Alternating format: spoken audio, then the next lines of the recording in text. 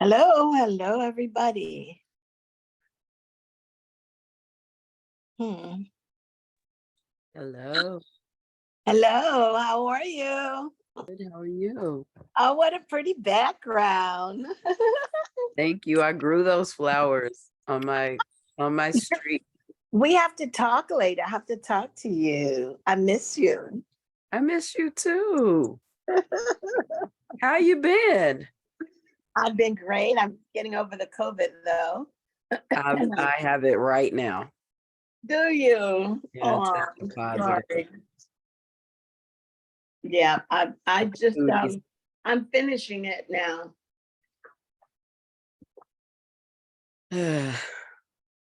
But I have this cough. I keep drinking water because I have this dry cough.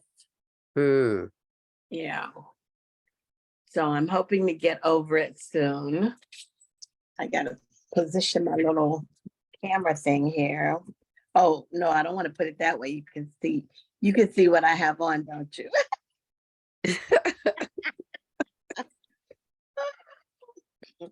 Well, at least I got out of the bed. Well, listen. I I want to be in the bed. Yeah. Well, after the meeting, that's exactly what I will do. I'll go back and lay down. How long have you been I tested negative. Yesterday was my day. Wait, I take that back. Was it today's Thursday? So I've tested negative, but because of my age, I still have to give it a little bit of time. mm, I can go back to I could probably go back to work on Tuesday. mm. Hmm. Yeah. What's that little thing there? Okay. So are we the only ones on? No, I hope not. I think we're the only who you see of us here, I think we're the only ones online, but everyone else is required to be in person. Oh, okay. Okay. So we're like the ones that are on the Zoom. Oh, okay. Well, we have to talk because I was at the WHDC meeting, and so I'm,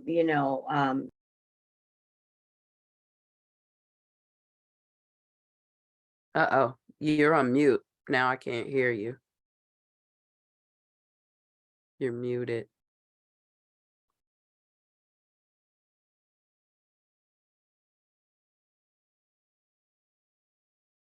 Oh no. it is. Okay, there we go. Mm-hmm. Yeah. So yeah, we have to get our time. I was at the WHDC meeting, and I had to remind Ziad that the idea of the West Harlem Arts Alliance came from Harriet were the first persons I spoke to about it. Then I spoke to him about it.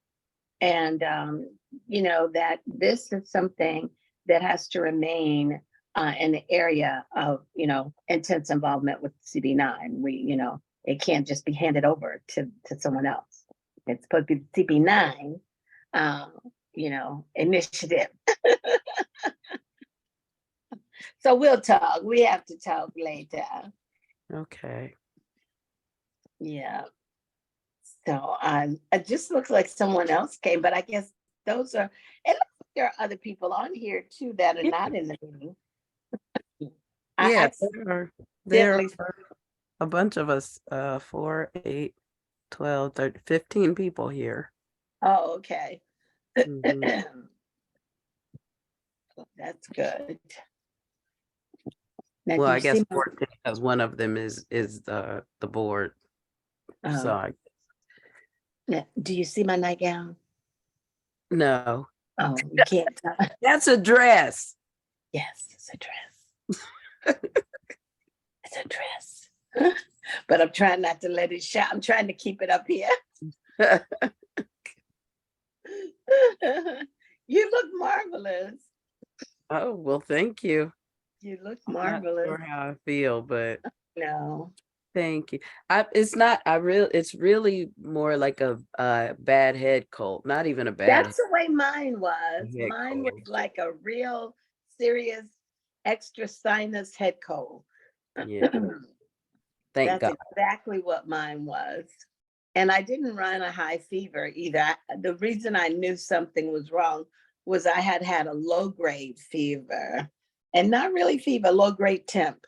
And Hmm. I said, well, let me check this COVID test, you know. Hmm. And when I took it said I was positive, and I was like, oh. So then I had to go get the real test done, and I did, and they said, oh, you're positive.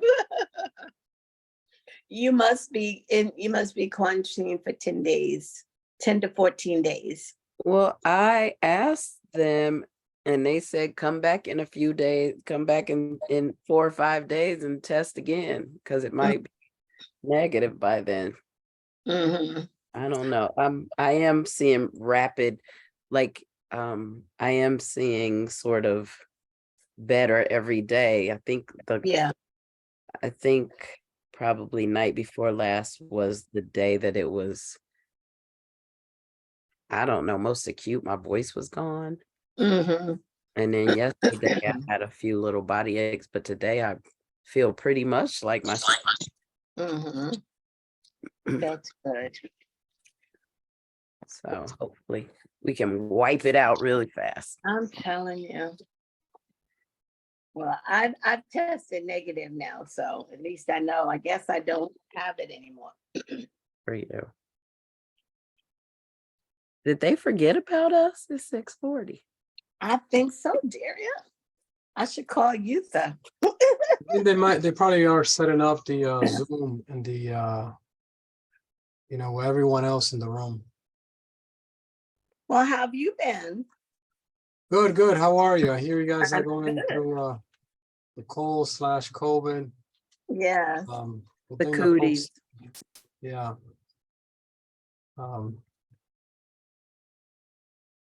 And I thought about you, Edwin, because Yeah. you're always talking about it. You're always keeping us up to date. And I definitely thought of you. Yeah. We still don't know what we don't know. That's Right. true. Hey, Edwin.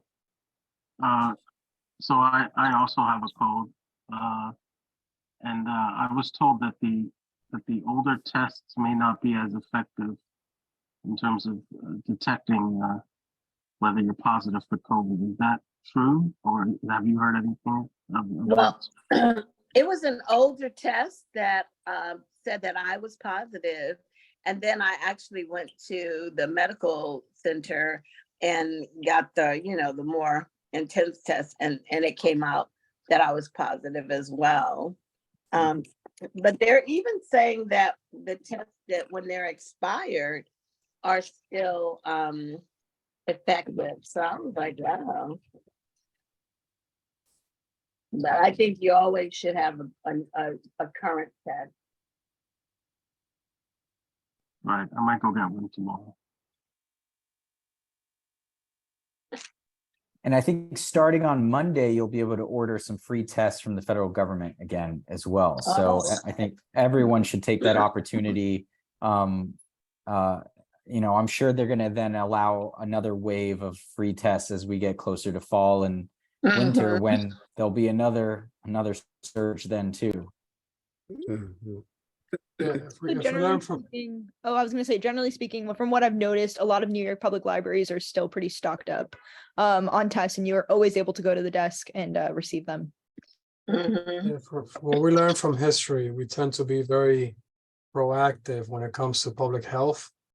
So we wait until the bus hit us before we clear the path. And that seems to be the theme here. Yeah. We look at, what happened with COVID. If everyone remembers, March of 2020 was, the darkest hour, but that doesn't mean that it wasn't happening. We didn't see numbers before. Right. You know, if you talk to those who are in public health, they are concerned. And I think that we should be listening to those epidemiologists and folks who are. Folks on the Zoom, we have your attention. Woo-hoo! Yes, you have it. Hold on, sorry. I'm trying to. Sign in, please sign in. Get a count, get a quorum. We don't have it at the moment. Really can't control the attention, but I can't start the meeting and vote. If we have a full quorum.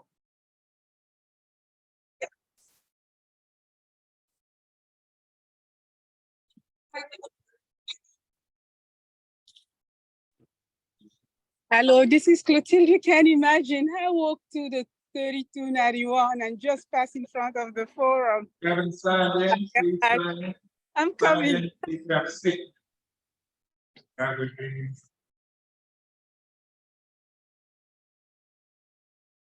Okay. Good evening all and welcome.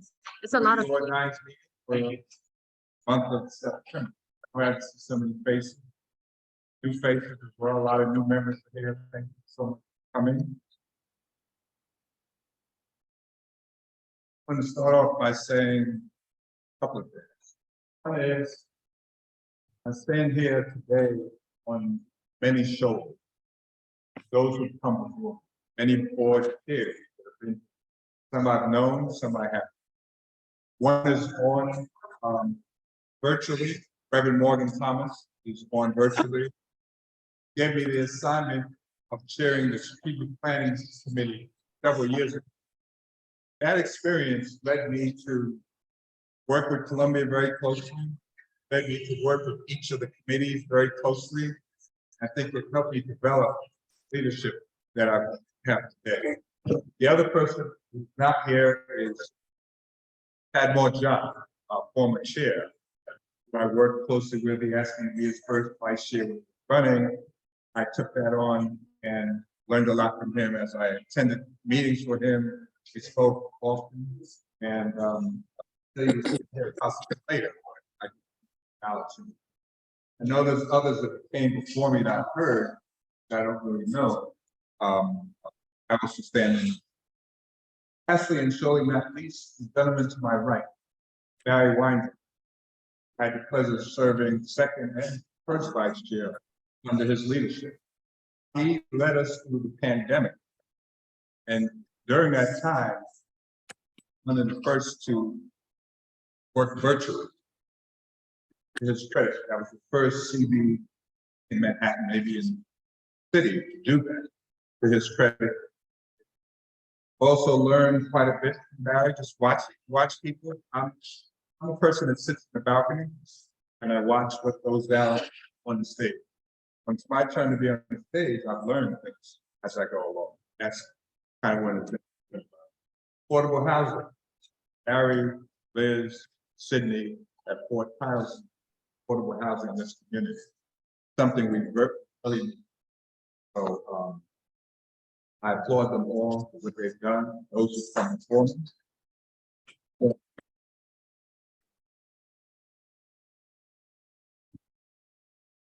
So we are here as a community board to listen, to advocate.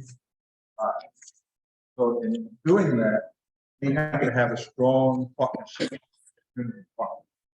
I have invited some here this evening. I really don't see them here as of yet, but TA presidents from Manhattan, Grant, 30. We have Alicia Boston, former TA president. Do the talking. Okay. Counseling. We've worked closely together, still working closely together to do work. I asked the other TA presidents they couldn't make it this evening. Some Columbia president of Columbia was supposed to come, but were preempted by another event. So hopefully it comes. When Barry and I met with her, she spoke a lot about community. That if you want to know community, come to the community. Take it around, meet with our co-chairs, people who come to our meetings from the neighborhoods. That's how you learn. Had difficulties in the past with Columbia. People on the board know that. I've been fighting that. I've made some mutual contacts there, and some of them worked out very well. But I just think there's more they could be doing, and hopefully under new leadership, that will happen. So I'm very hopeful about that. I also invited two gentlemen from Manhattanville and Grant. That would be Derek Haynes, who's done a lot of work with the youth, worked with me, and Kaylon Murphy, who runs the Ghana Chicken Murphy Foundation. That deals with coming out of incarceration, also deals with youth community.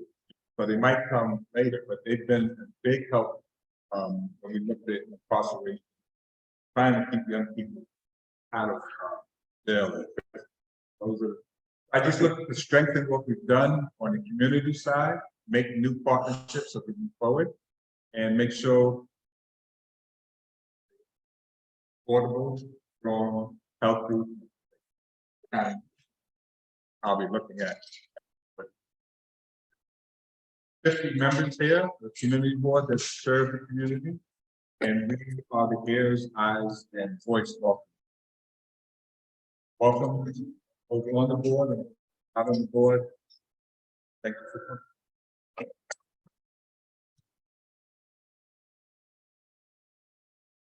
With that, I'm going to ask First Vice Chair to call the roll.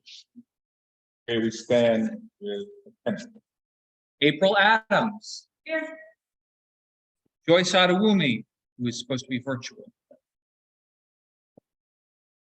Joyce? I don't see her. Walter Alexander. Idley Antoine. Jane Arundel Johnson.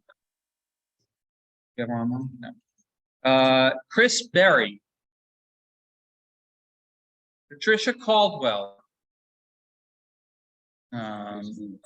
Daniel Marks Cohen. Juan Colmenares. Juan, yell out if you call your name. Carlton Davis. Sharon Dela Cruz is virtual. Yes. As a reminder, though, for folks, for community board members who are attending virtually, the Borough President's Office and the State Open Meetings Law do require that we have our camera on, especially during debate and votes. Ms. Marina Dunn. Elizabeth Eastman. Victor Edwards. Lydia Gerson. Daria Hardiman. Here. Virtual. Monique Hardin Cordero. Present. Laquita Henry. Michael Iglesias. Heather Jason. Derek Johnson. Patricia Watler Johnson. Thiago Keel. Ted Kovalev is excused. Tina Lumley.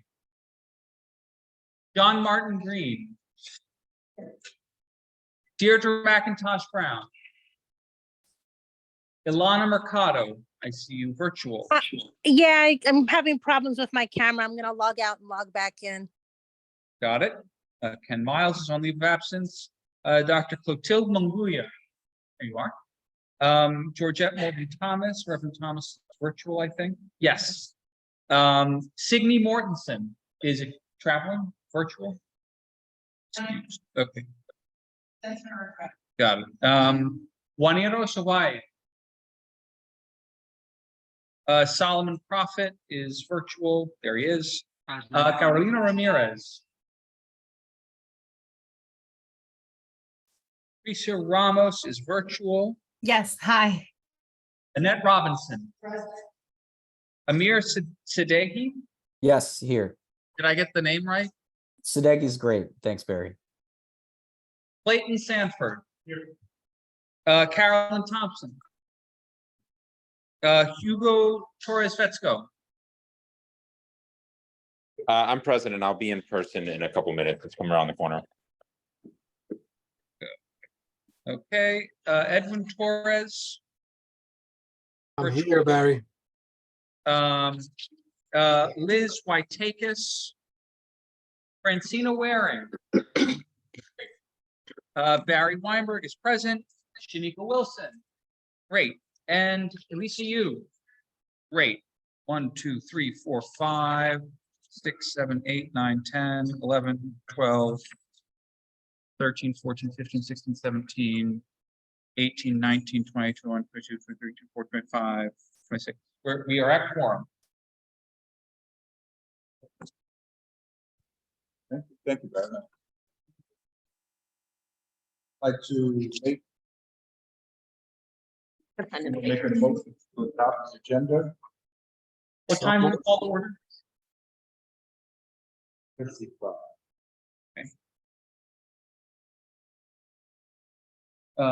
Karen, you move the agenda? Who's it? Walter. Second, Second,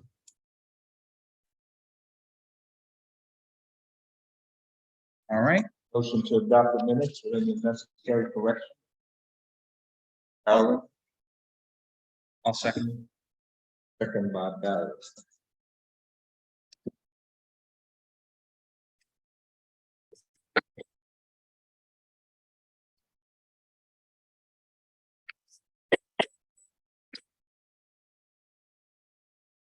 Vote on adoption of the minutes. Aye. All in favor, say aye. Aye. Aye. And adoption of the agenda, all in favor. say Aye. Aye.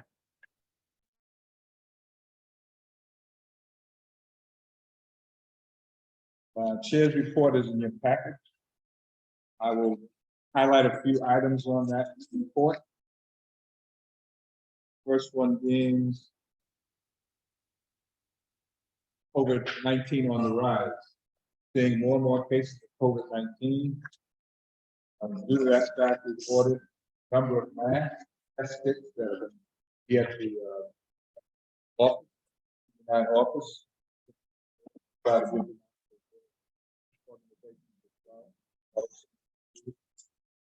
They'll also be available at the board office for people.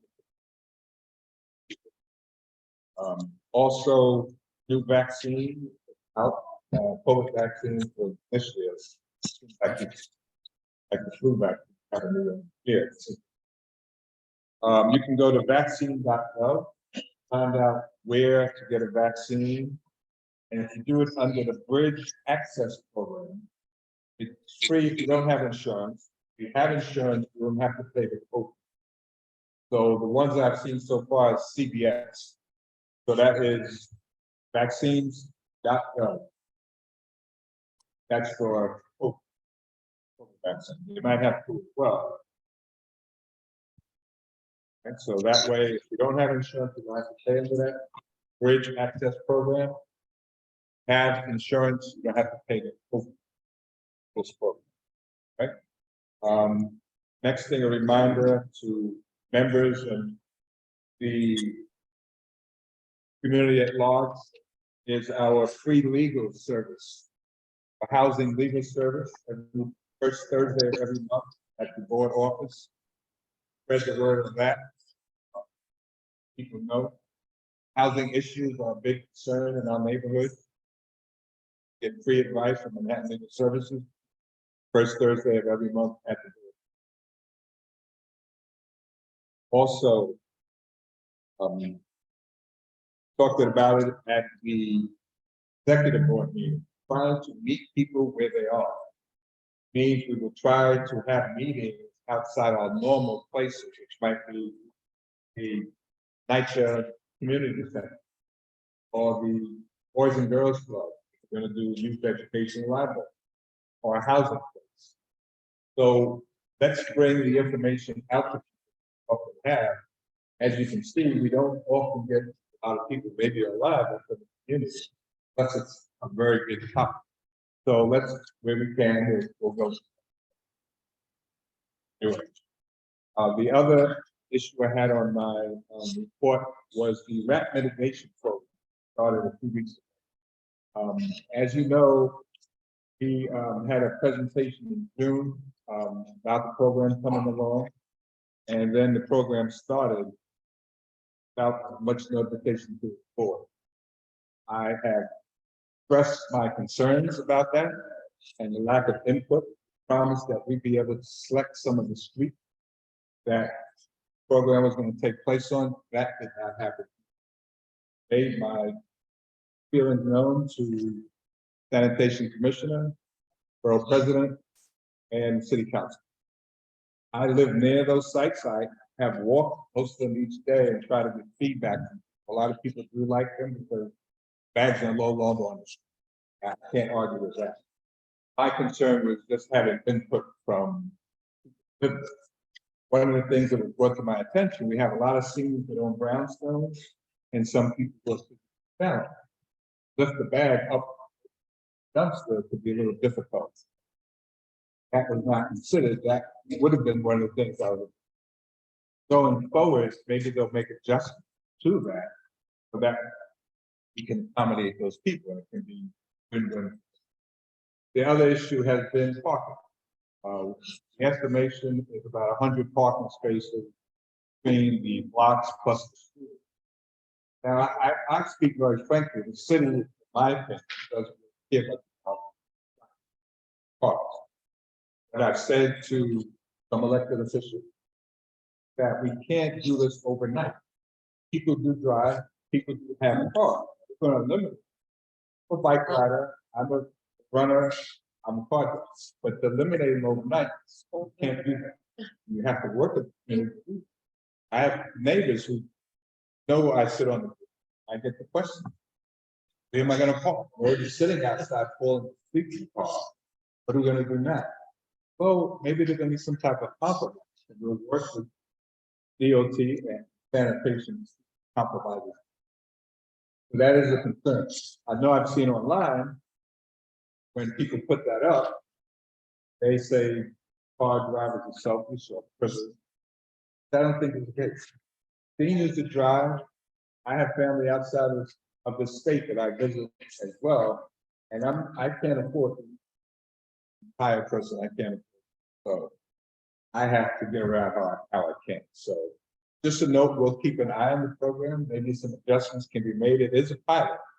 So adjustments can be made as we go forward and work with sanitation, DOT to see how we can best do it. The other thing that came up was they weren't very pleased aesthetic. And okay, I get it. Maybe they could decorate them down the road or paint them different. That wasn't a major concern, but it was brought up. If you own a brownstone, it's $2 million brownstone, and you have a gray container in front of your house. Okay, I get the point that it hurts, could happen. The other thing we saw, I happened to do an interview with CBS last week, and we saw some places garbage already left in front of the dump. Then we had the people collect cans and bottles. Some are very neat, I've seen it, tie back up, others are not. So that's part of the pilot that we look at how these things can be. So that is basically my chair's report, my very first chair's report to the general board. And moving forward, I listen to people, I try to walk a different block every time I see what's going on and talk to people. And as people get to know me, I get stopped more and more. I will bring in information to you and I'll be getting feedback. So thank you very much for listening.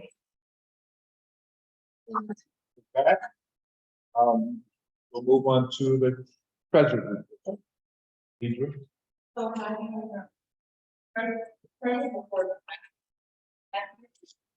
but I think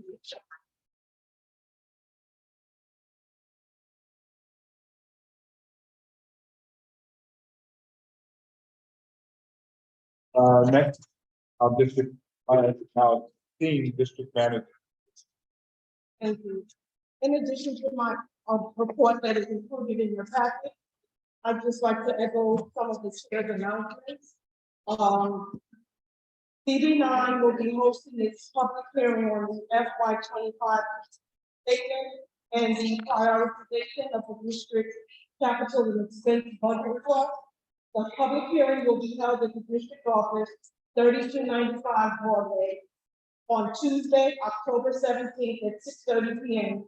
In preparation for the budget public hearing, we have testimony forms and also a survey that the DCP is correcting to voice your concern about the 3 top issues that you're concerned about in the community. I'll show you a copy of the form that's on the table, the information table. If you could take a few and share it with your neighbors. This is a new program that they're implementing. They're trying to get input from the entire community of District 9.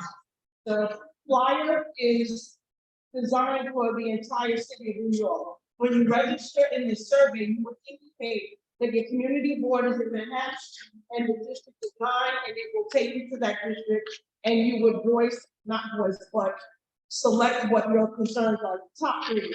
So I encourage you to share this with your neighbors. As I said, it's a new program, and we're trying to see how helpful it will be in the budget process. Also, I have included the public hearing notice. Public hearing notice announces exactly what the public hearing will entail. As I said, it's the district needs statement for the district, as well as the prioritization of our capital expense budget plan. It also has the remote link. I encourage you to attend in person. You can submit your testimony if you're for or against the public hearing, which prioritizes our district needs and our budget plan. Also, the East Harlem Action Center will be having a flu and COVID-19 vaccine available at no cost, starting on Monday, September 25th until Saturday, October 7th. They will be available Monday through Saturday from 10 a.m. to 8 p.m. No appointments are necessary. Also, that form is at the information table. If you could share it with your neighbors and constituents. And last but not least, Hamilton Heights, as you know, has been selected for the pilot program to get trash bags off the street and into bins. The areas selected are 142nd to 144th Streets and 148 through and including 153rd between Broadway and Amsterdam, including Hamilton Place. Trash collection on the 12 blocks of the pilot area increased to 6 days a week, Monday through Saturday. DSNY installed shared containers in the pilot area, except 142nd Street. Therefore, when you see the bins on your block, you can start using them right away. They will be empty 6 days a week. There's also an information session. We've had various throughout the month. The last and remaining session will be held next Thursday, September 28th at 3 p.m. The link to register is also included on the flyer. And we also have a mapping that will show you exact locations that are in the pilot program. So if you could help yourself to the flyers on the table, share them with your neighbors, it will be helpful. And that concludes my report. Are there any questions? For the public hearing? Yeah. Yes. Tuesday, October 17th. At 6:30 p.m. at the district's office, 3295 Broadway. And the flyers are on the information. Any other questions? Hearing none, we'll move on to. That's all the. It would help the mic here. And the people hear you. They said they could barely hear. They say it's a little choppy.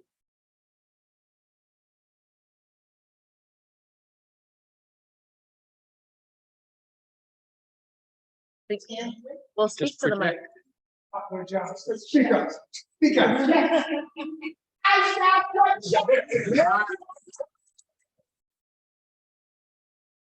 Back in the groove. Good evening, everyone. Good evening. Yes, I am one of 2 representatives from MCB9 on the WHGC West Harlem Development Corporation Board. I am one of the 2 reps. Reverend Morgan Thomas is there, Reverend. And I am giving you a report based on the information that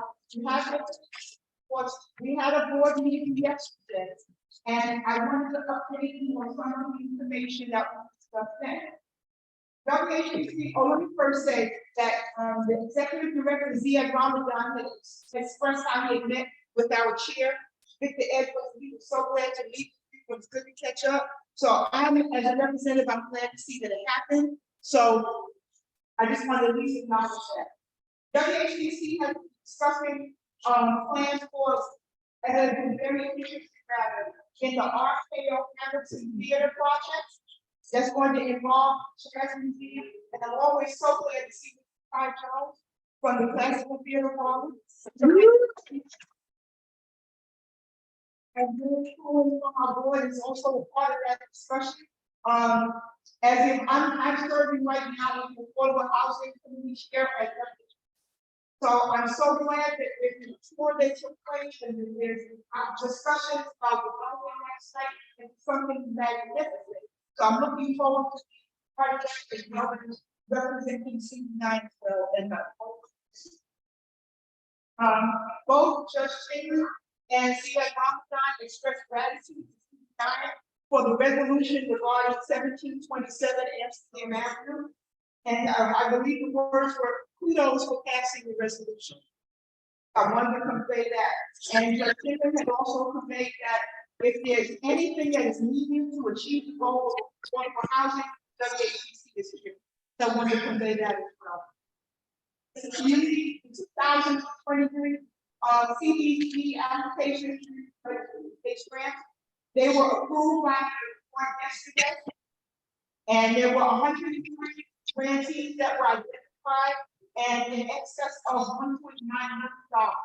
The information is going to be after the grantees are notified. Information will be posted on the website, so everybody will be able to see the all.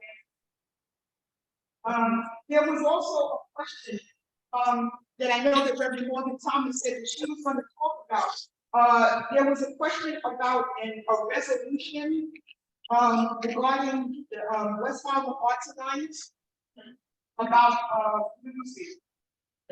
that there was a resolution that was supposed to be brought to the board or is going to be brought to the board regarding art space for the West Harlem Arts Alliance and other organizations from Columbia, etc. Reverend Morgan Thomas, do you want to speak on that? Well, I've spoken with Barry, who is heading our strategic planning committee. And so what I'm hoping to do is to give them the opportunity to hash things out. There's going to be a meeting scheduled, and then they will get back with us. And the important thing I think for everyone to know is that CB9 is the catalyst, even though it's not always expressed in that manner, but the idea of the West Harlem Arts Alliance generated with the CB9 Arts and Culture Committee under the leadership of Harriet Rosebud, and then Assistant Chair Daria Hardiman. So I'm concerned, as Patricia said, that yesterday I expressed those concerns, but I'm very satisfied that there is a meeting scheduled. So I don't want to sort of speak on it before we give our folks an opportunity to refine the resolution, and then it will be brought back before our board so that we can vote on the manner in which we will utilize the space that we are afforded in the community benefits agreement. That is very important to us. And for the artists in our community to have access to space where they can do small productions, where they can do small workshops. So this is a great opportunity for us as a community. I'm very excited that it has taken life and moved forward. Thank you, Reverend Morgan Thomas. Thank you so much. Thank you, Patricia. The end of my report. Is there any questions? Thank you. I have my hand up. What was that? May I be recognized? Yes, then you got Just in terms of that resolution, I just Reverend Morgan Thomas, you said you wanted to talk to me, but I just do want to let the board know that Michael came before, the two Michaels actually came before our committee meeting, the Arts and Culture Committee, with the resolution requesting that it be passed. And we did ask, we did talk about a friendly amendment, and there were also some concerns about it. I had a personal concern of if there's 5,000 square feet allotted to the entire community, whether that entire 5,000 square feet should be allotted to one organization. I did want to have a conversation about that and some discussion as well. And especially given, as Reverend Morgan Thomas spoke of earlier, that the creation of the WHAA came out of the Arts and Culture Committee, Community Board 9, and my conversations with them, and sometimes lack of conversation, lack of information from them. It's a bit concerning sometimes that it almost comes across as if we are just, when there's something needed, there's conversation, and if there's not, then we're not needed. So Daria, this will be worked out between you and Barry's strategic planning.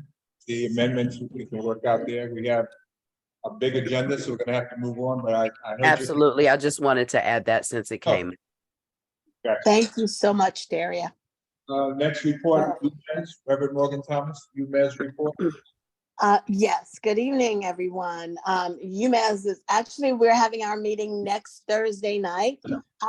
But we have had some meetings over the summer because there've been some structural adjustments and changes within UMass, nothing that would impact in any way negatively, but the BRISC committee, which has been the sort of the financial arm for the loan program, has been separate from UMass, and now is being folded in. So it's one.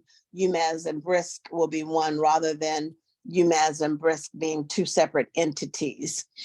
Also, hopefully tomorrow night, we will have the number of loans that are going to be available. I encourage all of our board members, please talk to our community businesses, our arts groups and artists in our community, because UMass also has gotten quite a bit of extra federal funding.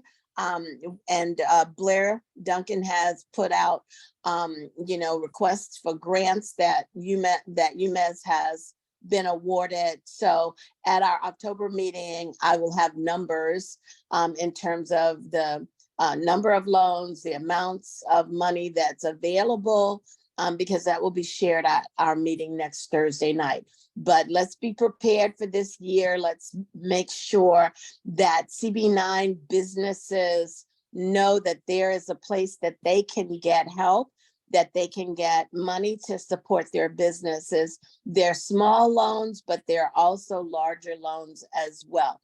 And at our October meeting, I will have more of an outline of what the larger loans will be available to the CB9 residents and businesses.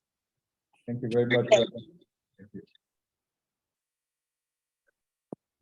Moving on, next on our agenda is report Manhattan Borough Presidential. Project.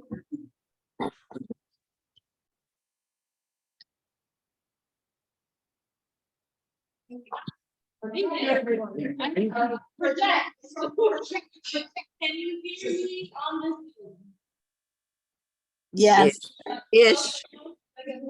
Yeah. Okay, I'm sorry. So good evening, everyone. My name is Tina White. I'm President Martin B. So first, we're concluding this to consider the first day of fall. We have a really great summer. We had back to school on September 7th. And of course, our office, a lot of back to will graduate and be put, and we're going to really have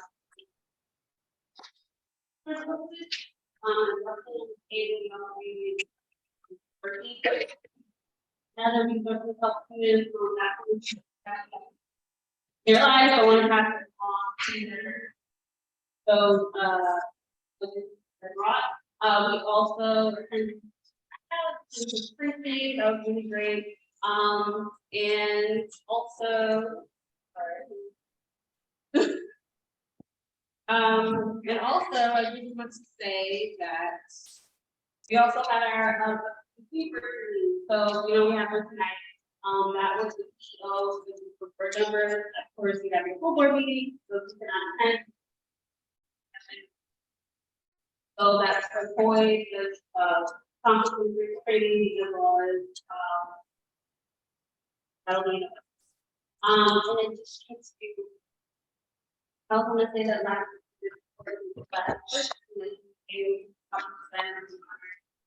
a number of church members as well as employees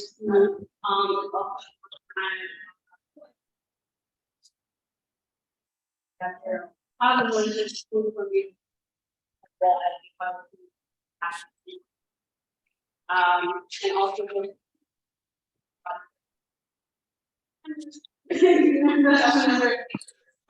Broadway just honoring the great time master for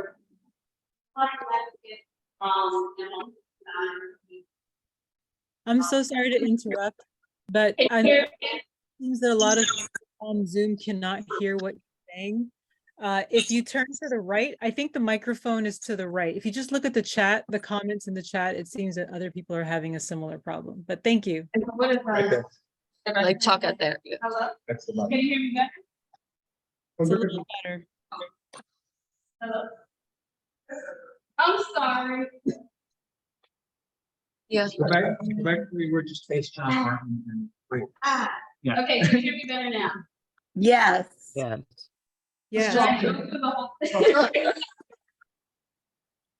Yeah, back to school resources that are on the table.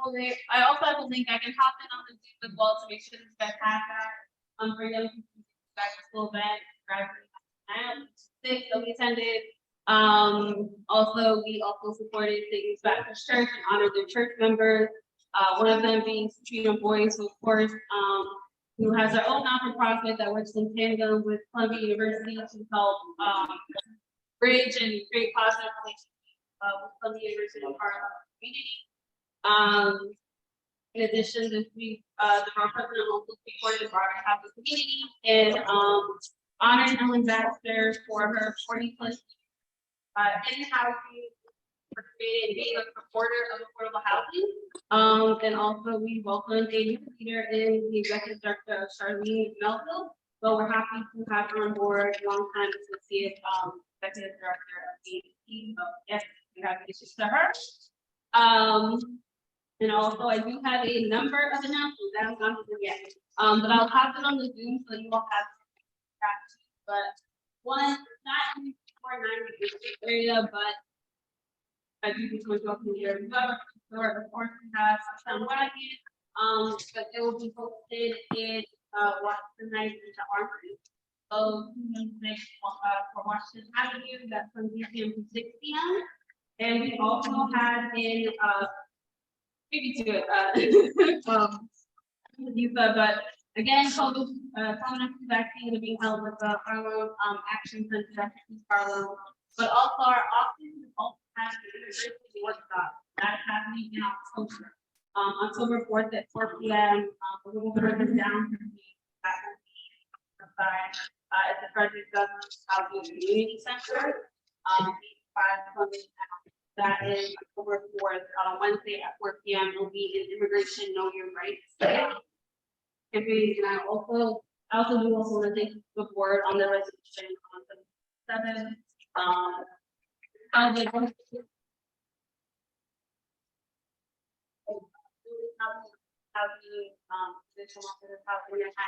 Support that we're very proud of, and just want to make sure that people can live and stay and happy. So, thank you so much.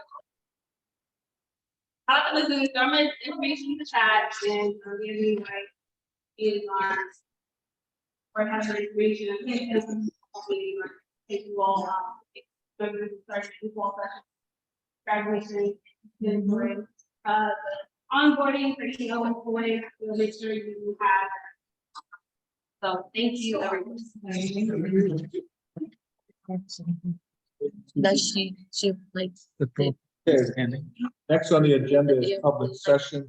Before we go into public session, we have the opportunity to have two gentlemen from Department of Sanitation that's going to give 2 minutes at the most, update on the rat mitigation.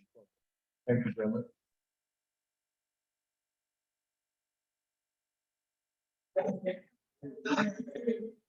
Can you hear me on the line? Yeah, just face kind of that diagonal. What I'm realizing, just to hop in on the Zoom, is that the mic is definitely closer to Barry. So if you are in the general That's vicinity, the microphone. Okay. Better? So my name is Greg, going from my colleague from Department of Sanitation. We're not on the formal agenda tonight, but we do want to address them. We had adult schools during MCB9 that have a number of residential blocks that are also participating in the pilot. And the installations there are almost complete. We have 2 more blocks, 143rd Street and Hamilton Place installed. We'll have the team come back for its next board meeting in October. Really gather feedback and time, as you mentioned, we'll have our next session next week on the table. So just look forward to everyone's feedback. Minutes.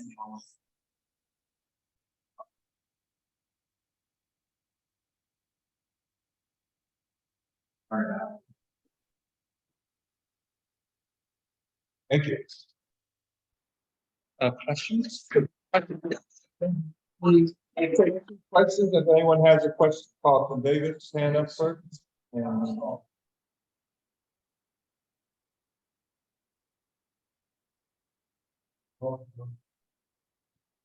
That's correct, yeah.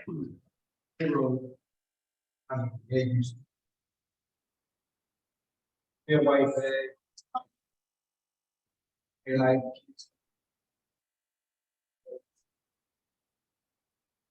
there's no. Let's get all right.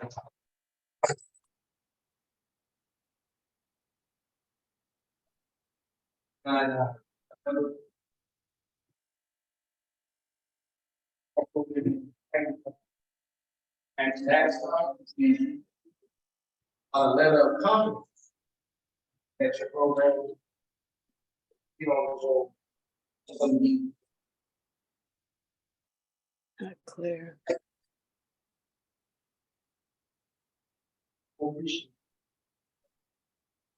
Yeah, I think we're absolutely open to pilot. That's the case. Action. Organization. I was. If you look, that, I'd be great for the rest of the house. Thank you, that's all. Tina.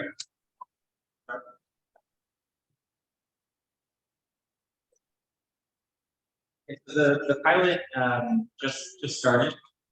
Been talking shortly after Labor Day, I think the week Labor Day, and you know, really intent. Obviously, these bins are not for so quickly and learn a lot quickly. I mean, I think I mentioned that consideration that, you know, the long-term solution, I think, built for purpose. This is something that allows us to use our test how they work, see how it affects the cats. They learn a lot from it. And bring it to other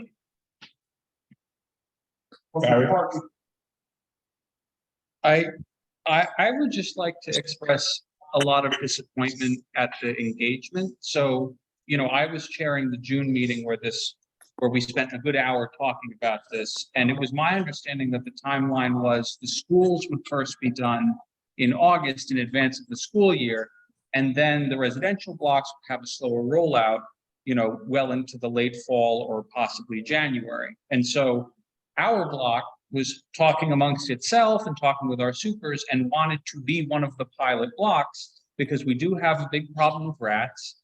And while we do have a lot of cars that park on the block, we figured that this would be a worthwhile trade-off.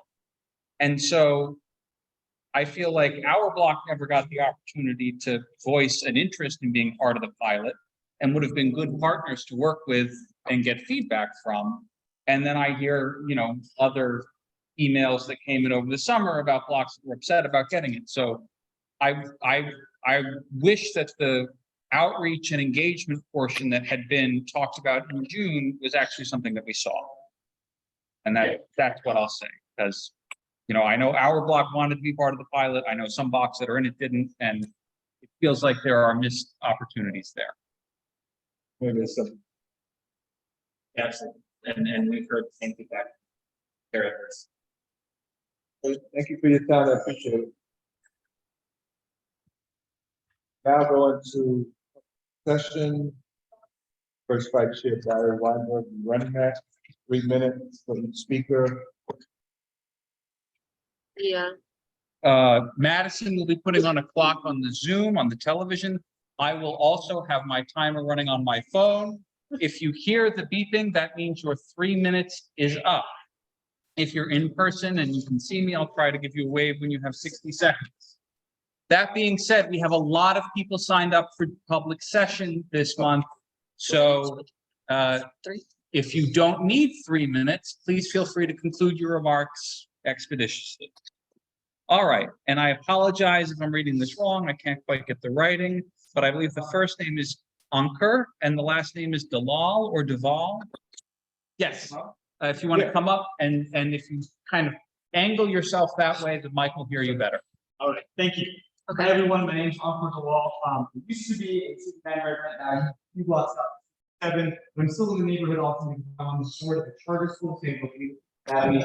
I'm here to talk about, it's up on 34th. I'm here to talk about the trash containerization. I just want to thank the Department of Sanitation for rolling out this program, trying it. I think it's a great pilot.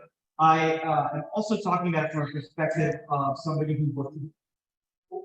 And a lot of our students used to have to walk through piles of trash to get to class.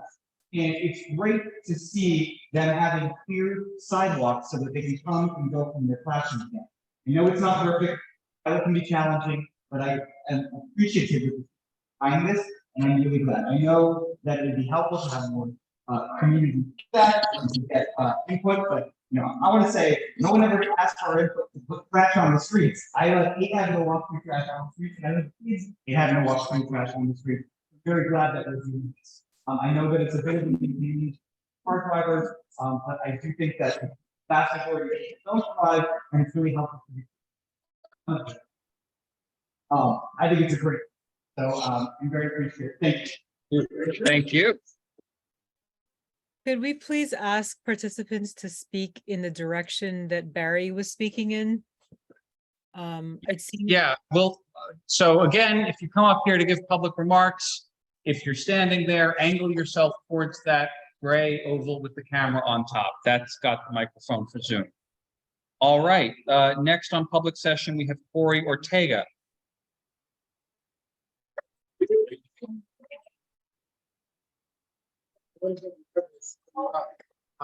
Let me know when you're ready.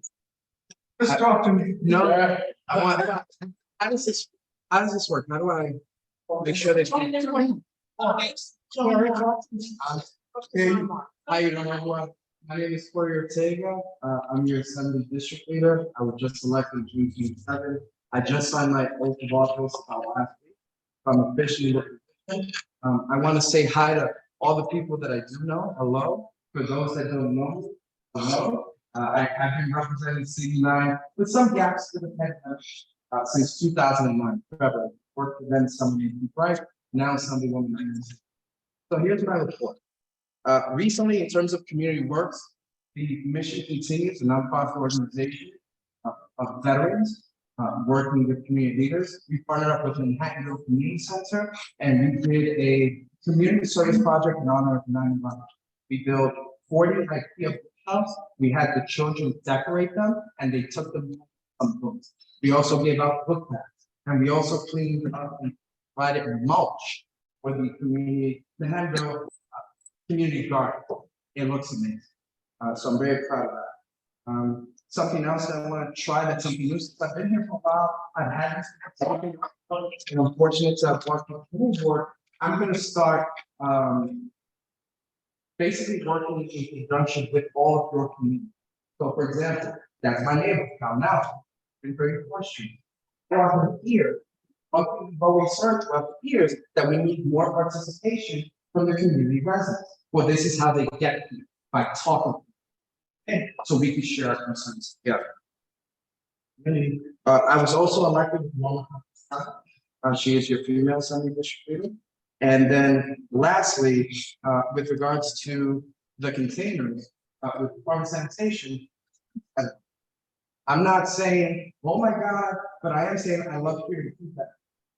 I've lived here 39 years, born and bred in Brenham Hospital here in Hamilton Heights. I've never seen it. And I want to give it a shot so we can have statistical data, right? So we can make an informed decision and say, hey, but the part I love about community boards, this is our support. This is our cap for Hamilton Heights with stuff. Last, and this part is a bit sad for you. I'm going to have to take a leave of absence for about 2 weeks. My mother is not well. I have to travel to the Dominican Republic. She's doing much better. That's the great. I was trying up on my mind. But she's doing well. She's been stabilized in the hospital there. I'm going to take about a week or 2 leave of absence. I'm going to get set up and I'm going to be working remote from the Dominican Republic. I have my co-district leader, Norma Camposano, and my staff that's going to be working. The one thing that I do appreciate about the pandemic, it's allowed me to learn how to work remote and do Zoom so I can communicate. Thank you so much. If you have any questions, I'll leave my phone number with community board chair. Thank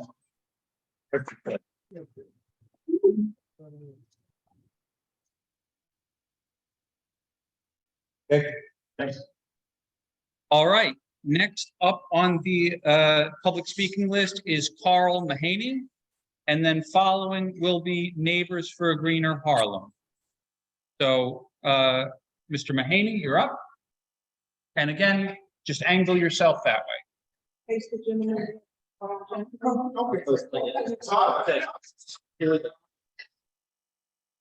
All right. As he said, my name is Carl Mahaney. I live just 23rd in Amsterdam. Where am I? He's fine. He's fine. So, just project. So PS 36 is right across the street from me. And the trash containerization pilot there has been every single day. What was just a few weeks ago, mountains, trash, blocking fully half the sidewalk most of the time. Gone. These stacks of bags have been a feature of that streetscape on that block for as long as 20 years. And in fact, the bags are immortalized in every Google Street View going back to 2009 even. And now they're gone. The rats are gone, the bags are gone. It used to be that rats, along with their raccoon friends from Morningside Park, would come. This is come to feast on the unpeaceful bunches that are thing. And guess what? It's not often that a change to the public realm has such an immediate beneficial impact. The picture. That was the start of school, the first day of school last year. Magic.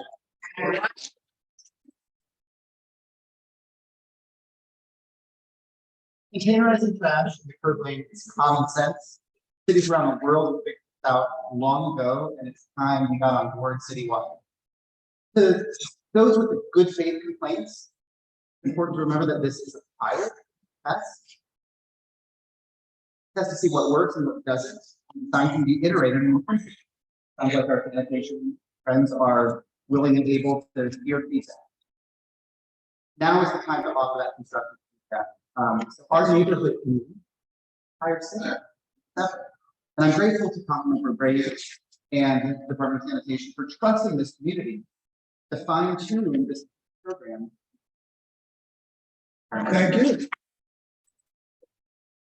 Thank you. Next on public session, the organization is Neighbors for a Greener Harlem, but we need a name. What's the name? Mark. Martha. You're the charger. Charger. The charger for the. Yes, go ahead. Sorry. Hi, my name is Mark. My name is Mark. I'm the co-chair of Neighbors for Greener Harlem, formerly the Morningside Express Harlem Sanitation Coalition. The group that was formed in the early 90s as a collaboration with Morningside Garden. And I'm very proud to say we are continuing our tradition of working together to bring the program. And one of the programs community-wide cleanup event, which was born from the fact that our streets and sidewalks have been covered. And as Carl said, my children look and walking by on their way to school, as were hundreds of other children. And what kind of message does that event? Sorry. Community. Do you understand what these people have? And again, as a pilot program, fine tuning and tweak from forward. But I am very much in support difference in our community, not just in front of the school, but all the way down the street, all the kids that will walk by that path on their way to school. And I do hope that it's and it's representative. Because nobody wants to watch the trash, nobody likes trash and it kind of goes to work, goes over. And we, as part of our collaboration with going to be a statement from them, are able to use it as leadership, that everyone has really felt like this is a big impact in our community, on our blocks, and it into grant, into other next campuses, because nothing else has really been done. And yeah, I'd rather look at a dumpster, and yes, maybe we can set the design, paint them, public art projects, there's lots of opportunities. But it is a far better site, trash on your sidewalks, do that. Thank you. All right. Next, we have Lonnie J. Portis from We Act for Environmental Justice. And that's it, right? No, Here. just look at that and speak to it. Look at it and speak to it. I'm pretty loud, so I think everyone can kind of hear me. That's what microphone am I doing? So I'm Lonnie Portis. I'm the New York City Policy and Advocacy Manager at We Act for Environmental Justice, an organization based in Harlem that's been fighting environmental racism for years. We actually here to just say that we're in strong support of the trash containerization pilot program as part of a multifaceted approach for rat mitigation in Northern Manhattan. We also support waste containerization for the positive public health impacts and quality of life improvements to the community. Almost $6 million will be invested to overhaul and modernize waste collection. Compared to more affluent neighborhoods, environmental justice communities often do not receive these types of investments they deserve for pilot programs like this, despite our communities needing the investment. The pilot is just the start. We will also advocate for DSNY to do robust community engagement on the design of the container. It's been vocalized by many members of the community that pilot containers are unappealing. However, it should be noted that this is not the only option or design for waste containerization. This should not be reconciliation containerization. We have to get these plastic bags of trash off our sidewalks and off our streets and continue to divert waste from landfills and incinerators, which are often located in color. But again, so We Act looks forward to making waste containerization the norm throughout the city. starting with this Community Board 9. And we also look forward to being a community-driven implementation.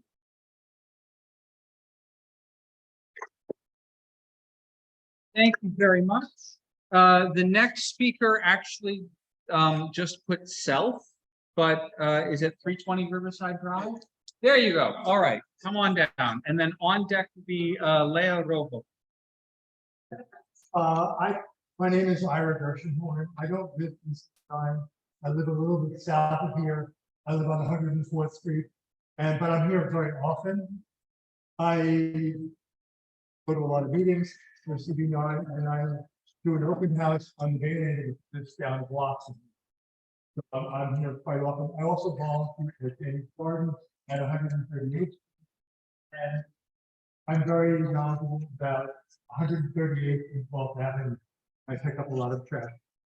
Also, so I'm here to mainly to speak about the trash implementation pilot. I'm very jealous. I live on 104th.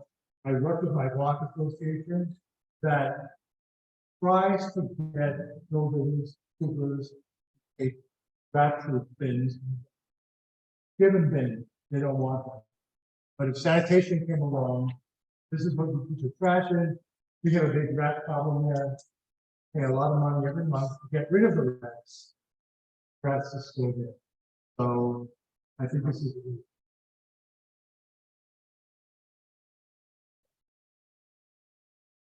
Okay, thank you very much, Leo Rojo, and then followed by Joyce Bialik. And so Madison, everyone after Leah is in participants, I think. So when I call them out for on deck, you can promote them. If you're waiting to speak in public session on Zoom, please watch your Zoom so that you can accept the promotion to panelist in order to speak during public session.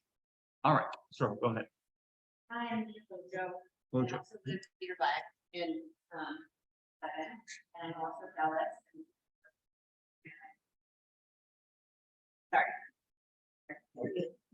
I'm here because there are a lot of reasons container creation of cash makes sense. But I think it's really important that we supply effort. And so I want to support y'all and pilot and that. The biggest reason I support this change is because the improvement it makes for people walking, makes the space for walking healthier, comfortable, and for all pedestrians, especially, and we also drive a bike, the train or bus. Public space in Manhattan is obviously very, very important for all of us. And this is one way to improve it. So, as pilot program, there will obviously be improvements, there will be changes. It's a great way to make it better and better. I don't think that.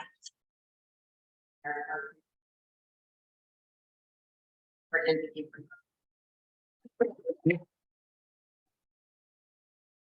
All right, as I said, the next up is Joyce Bialik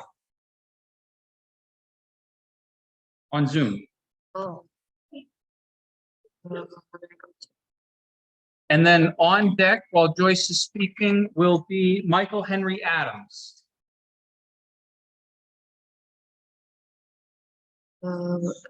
Joyce, does she raise her hand? Oh, Joyce, but If you hit allowed to talk, that would also work. oh, she needs to unmute. Yep.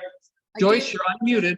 Oh, great. So thank you for giving me this chance to speak. I am Joyce Bialik, and I'm testifying as a founding member of the New York City Sanitation Equity Coalition. We formed because we saw substantial evidence of Northern Manhattan having less sanitation services than more affluent parts of the city. We have more rats, more litter, and fewer litter baskets than elsewhere. But we applaud one exception to this, the new rigid and lidded containers sanitation has installed at 14 schools and 10 residential blocks in West Harlem. We know about this, the containerization project. These are rat-proof and make a big difference in our blocks crowded with black trash bags. And so we think that Council Member Abreu's leadership in rat mitigation made a difference here.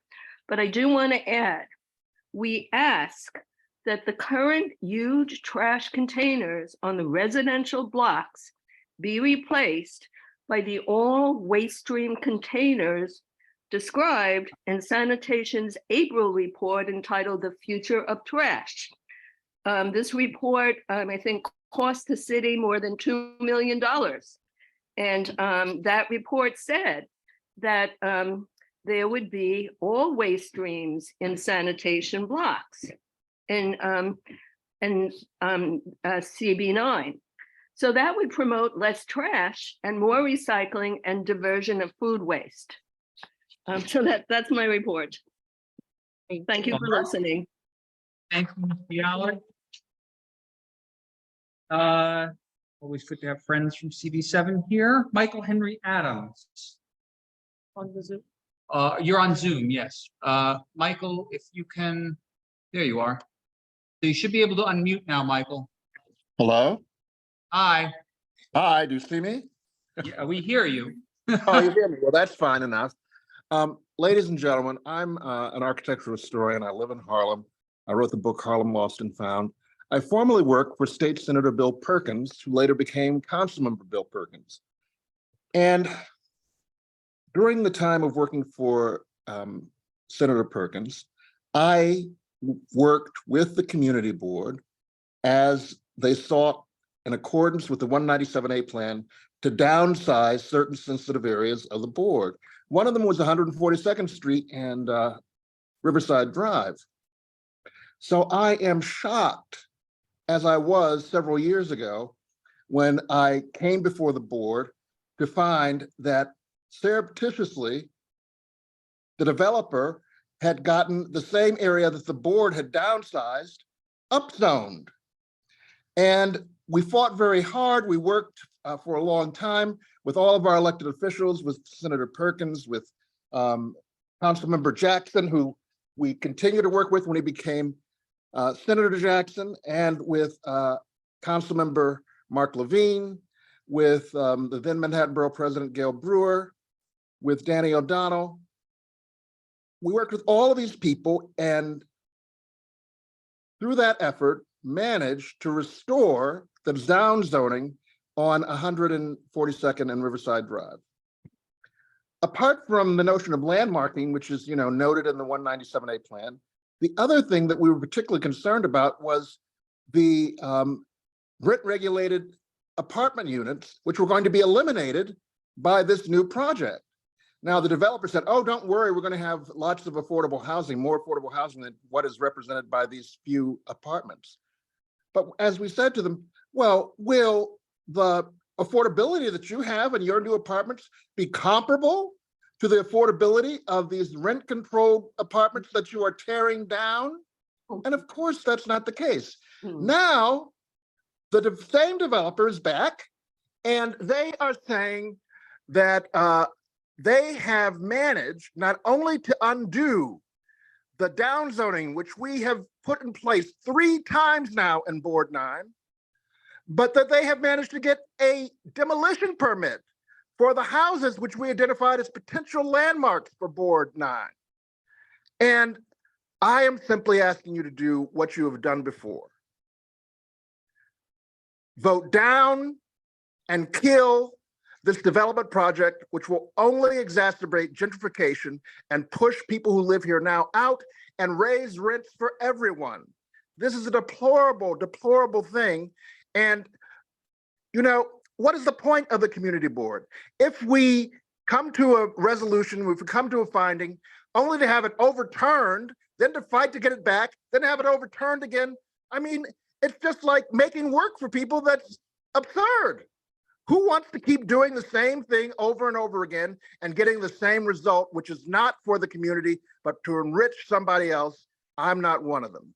We've got to change this. Michael, Thank I'm you going very to much. stop you there because you're out of time, but this is an action item on our agenda, so I would recommend you stay tuned. Thank you, Michael. So next up, we have Anna Montes, and Sharon Waska will be on deck. On the Zoom. So Anna Montes will be up. We're going to get you able to unmute in just a moment. And then Sharon Waska will be up. Hello? Yes, we can hear you, Ms. Montes. Great. Hi, I'm Anna Montez. I live in the containerization program pilot area in Hamilton Heights. This is my first time attending one of these meetings, so it's great to be in community with you all. Thank you. And I'm joining today to share my deep gratitude for the pilot and for the installation of trash containers on our block. It's only been a few days, but the containers are such a great improvement already. The bins that we share provide a contained and secure space for trash disposal, which reduces the chances of trash bags being torn open by rats or otherwise. And in addition to less litter and spilled trash, the sidewalks also have fewer or no bags of trash. So the sidewalks are clean, unobstructed, and a lot more spacious. I'm hopeful that the trash smell will be better contained within the bins, which I will be grateful for in summer. And I also think the bins are way more aesthetically pleasing than literal bags of trash on the sidewalk.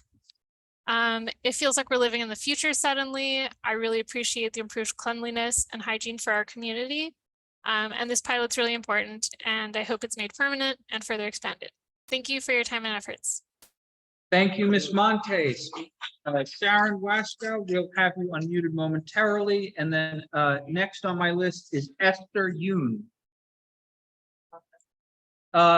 Ms. Wasco, you should be able to unmute yourself now.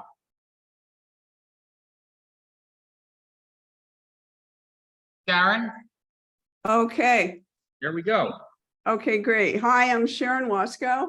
I live on the Upper West Side in an area plagued by rats. It's actually the same area as my neighbor Ira.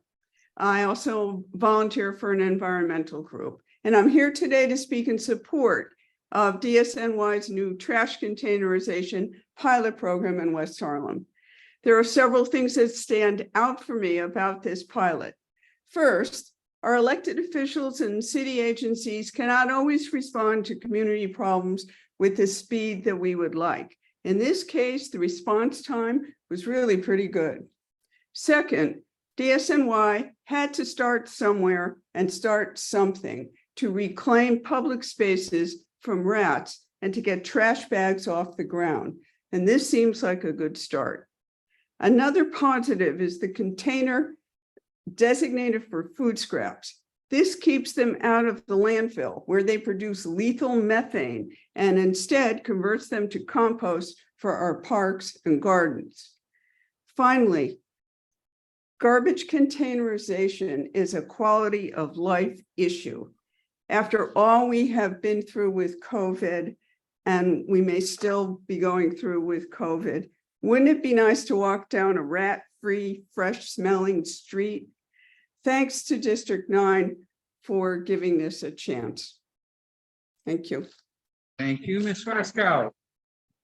Always nice to have Upper West Side neighbors. Now, I know I just said that Esther Yoon was next, but I unfortunately had a page out of order in my physical copy. So Ty Jones in person is next, followed then by Esther Yoon. Apologies again. This is some of you may know me from the platform theater in Harlem.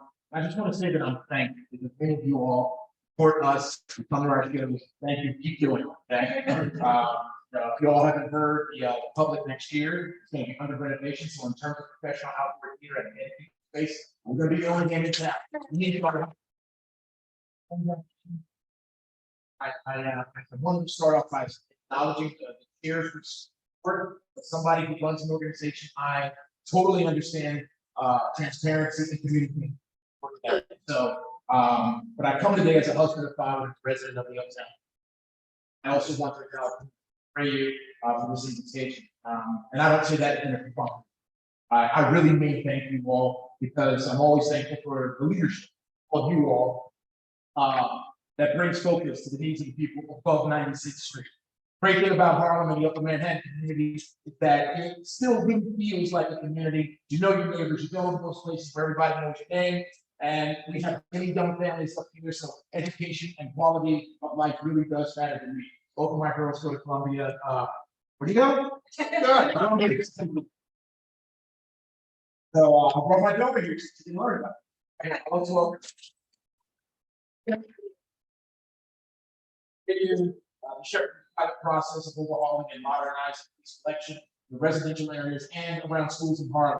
I believe this program will be a success, which eventually leads to cleaner streets, it leads to cleaner sidewalks and cleaner parks. And make no mistake about it, we have to help our leadership here and the teams that are put together and supporters like these that are here today, including Councilman Prayer, by teaching our children dispose of waste properly and put trash where it belongs. In conclusion, I thank you all for marshaling a common sense approach to something that's so necessary for the uptown community. I'm glad that the leadership gives the rat's ass about it. Yeah. Thank you, Mr. Jones. All right, Esther Yoon, you should now be able to unmute yourself. Hi, can you hear me okay? Yes, good evening. Hi, everyone. My name is Esther Yoon, and I am a single mother of a school-age child in New York City Public School. I have lived in Morningside Heights and Hamilton Heights for the past 13 years, and I do live on one of the blocks where the pilot has been rolled out. I want to do something about the giant heaps of trash in our sidewalks and rats running over my feet when I walk my daughter to school in the mornings and when I come home from work at night. The city declared a renewed war on rats. It's supposedly going to be way more effective and lethal. But one thing about the entire project that seems kind of absurd is that one big reason that there are so many rats is just really obvious. It's completely out in the open and not complicated at all. It's plastic bags. New Yorkers put out their garbage in plastic bags. And if you've ever visited a city for more than a day, you've seen these. They're on the sidewalks at night, huge stacks of them just stretching down the block. It's about 8 million pounds of food waste every day. That's 1 pound for every New Yorker. It's like a buffet on every block. And you're saying, oh no, don't eat the buffet food. It's very hard tearing into a plastic bag. If you ask a rat, it would laugh and say, no. Is it hard to walk? Okay, so why would the biggest city in the country decide something so absurd and counterproductive? Well, in the late 60s, the future arrived and America put a man on the moon, and plastic trash bags were mass produced for the first time. The New York City Mayor, John Lindsay, saw an opportunity for an easy political win where the city saw efficiency, big bag producers saw dollar signs, and they went ahead. Now I will present to you what I call the big bag theory. Right before the bags in 1969, a respected rodentologist named Joe Brooks did a survey and found that rats were only in 11% of New York. Now, recent surveys say we are at 90%. And I think we can all attest to this. In January of 1971, the city council unanimously voted to approve the use of plastic bags in all 5 boroughs. Cans were out, bags were in, and the rat party began. Oh, to be a New York City rat in the 1970s. So now it's 2023, and it's time to do something about this problem and try something that's smart, innovative, and effective. Our city leaders are listening and allocating millions of our tax dollars to improving our neighborhood. This is a win. The containerization pilot program is our chance to turn this around and try something that the whole city can take advantage of. So thank you very much for your time. And I thank everyone else who has, given their testimony tonight. Yeah, thank you so much for Ms. meeting. Yoon. All right, next up, we have Kate Itzkowitz, followed by Katie Hanner. And then finally, we'll wrap it up with Carlos Santiago. So Kate Itzkowitz, you should be able to unmute yourself. Hi, can you hear me? Yes. Okay, great. Hi, thanks so much for having me. This also is my first board meeting, so thanks for having me. I just want to echo everyone in saying that I express my full support of the trash containerization pilot program. I am neighbors with Carl Mahaney and Mara Tucker, living on 123rd in Amsterdam. I live across from PS 36, whose trash was littered all across the sidewalk. I would walk my dog with my daughter every morning and we'd have to walk through it. And I would actually talk to the custodian who was responsible for that trash. And we would commiserate together. He knew what a terrible system it was. And since these trash containers have been put in place, we have been celebrating. It has made such a huge difference. The sidewalks are clean. And I'm just so pleased, as are so many other people who live in the neighborhood. So thank you so much, and thanks for your time. Thank you very much. Next up is Katie Hanner, followed by our last speaker, Carlos Alberto Santiago. So, Katie, you're up. Carlos, you're on deck. Hi, my name is Katie Hanner. Can everybody hear me? Yes. Okay, great. Yes, and my official name, my legal name is Catherine Hanner, and I'm here this evening as a resident of Community Board 9 and of Morningside Heights. Firstly, and I'm going to try to make this quick because you've heard this before, but I would like to congratulate both the council member Abreu and the Department of Sanitation for taking on this pilot. Having been a government employee myself, I know it's hard to get bureaucracy to change and to try new ideas. Indeed, I would say that the human species does not like change. So I also want to thank the residents of Hamilton Heights for their participation. The good news, as we've heard, is that it is a pilot and it's providing less of a dining experience for New York City rats. It's also reducing the number of garbage bags that local residents have to navigate as they walk down their blocks. And I'd also like to add that the mechanized lifts are also saving the backs of the sanitation workers involved in the pilot, since they no longer have to lift heavy trash bags by hand. I don't think this pilot is perfect, but I'm very hopeful that sanitation is going to learn from it and tweak it and use it to create even better policies and procedures. However, I'd also like to remind folks that that in order to solve our garbage crisis and fight climate change, we have to focus on producing less garbage. And we need policies that encourage the use of reusable cups and food containers at cafes and takeout food establishments so that less trash and less litter is made. We also need to encourage reuse, repair, and borrowing. For example, we should be able to get our smartphones fixed or upgraded without buying new ones. And lastly, by reducing our trash, we will save millions of tax dollars that we now pay to send our trash upstate and out of state to landfills. We all need to work together on this very important issue. Thank you. Thank you, Hanner. Next up, we have Carlos Alberto Santiago.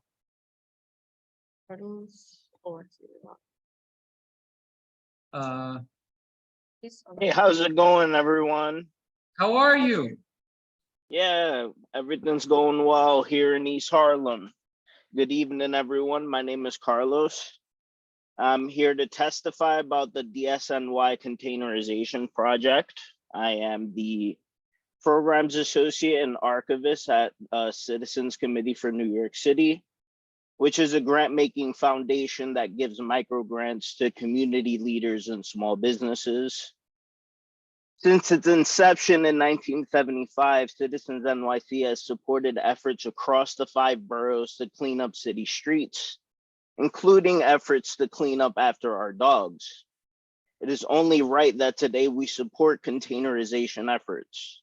It's important that our city remains committed to keeping our streets and our parks as clean as possible.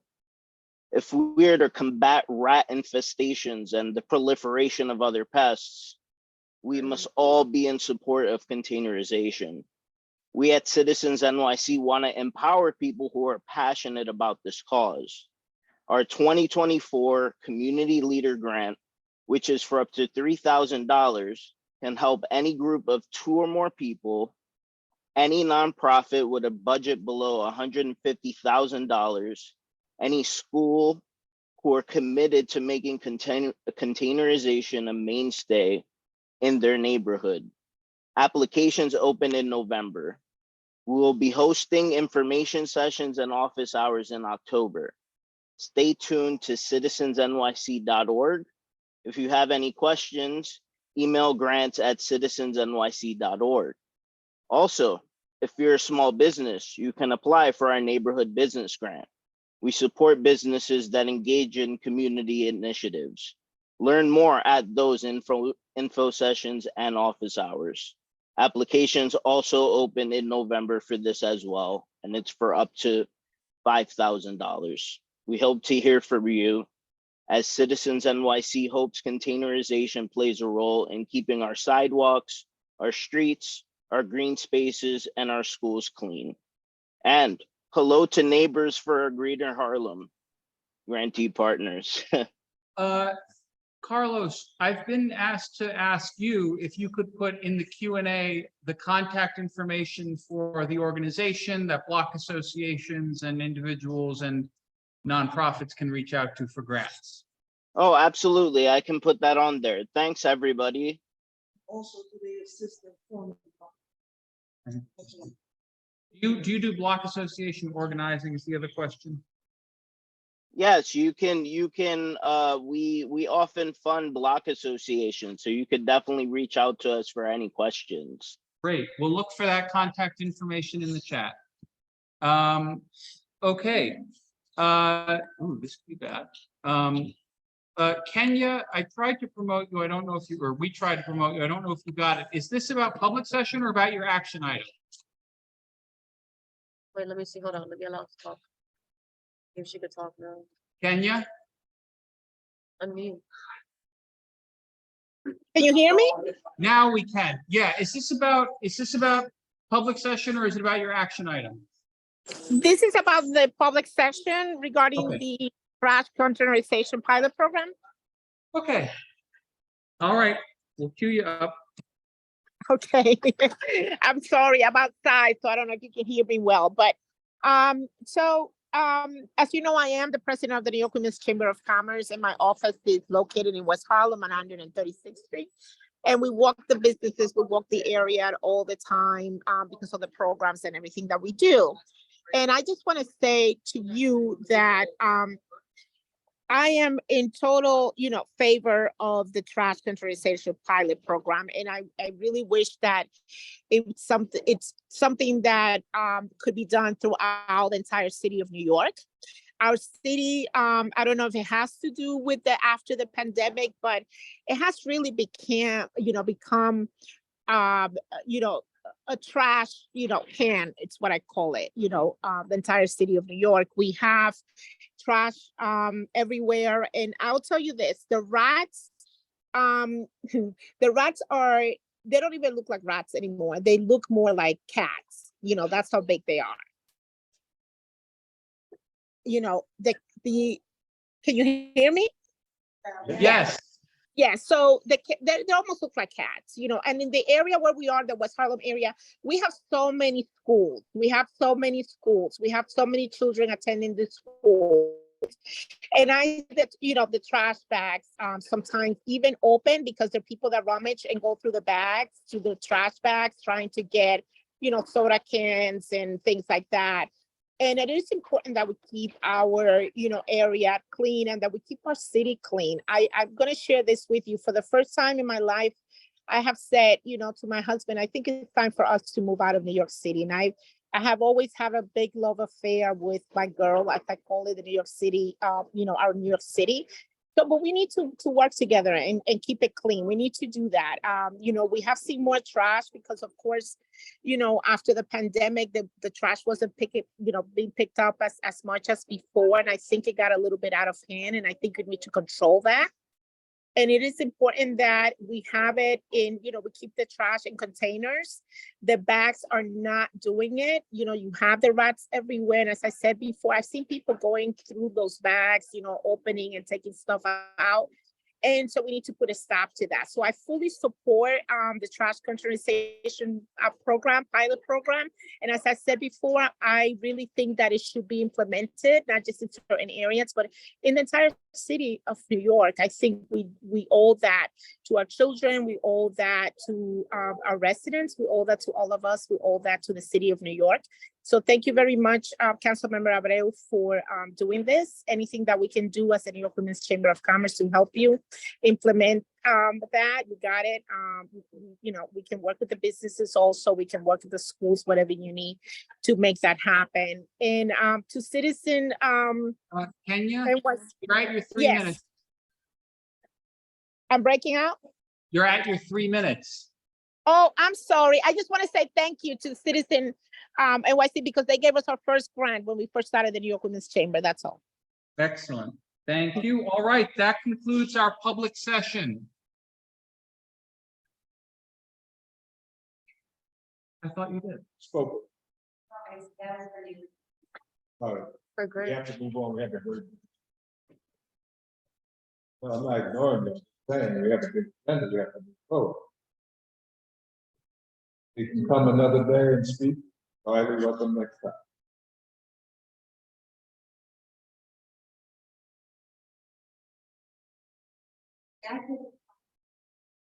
All the ideas. First year, That would be my understanding. They're gonna come back next month to explain a little bit more. They haven't been as before. Forthcoming with what steps are. Hearing overwhelming, people's support for it. Here and there. So take those tweets, send it to the Department of Sanitation. Yeah. I know in June, they said that there would be some sort of working group where we could meet regularly. We haven't had that yet. That's that. So we're gonna move on to elected officials report. First person is from Fundamental Ballot Offer, Marion Hernandez. Hi, everyone. I'm so sorry that I am not on camera this month. My internet is super spotty. So I hope this is not too much of an issue, but I'm very glad to be back and joining you guys tonight. I have a couple of updates. I'll try to speed through them. Regarding community updates, I just have an update with our trash bin giveaway. We did announce a trash bin giveaway back in June. This was in collaboration with the Department of Sanitation. Unfortunately, for those who inquired about the free rodent resistant trash bins, we have not received the bins still.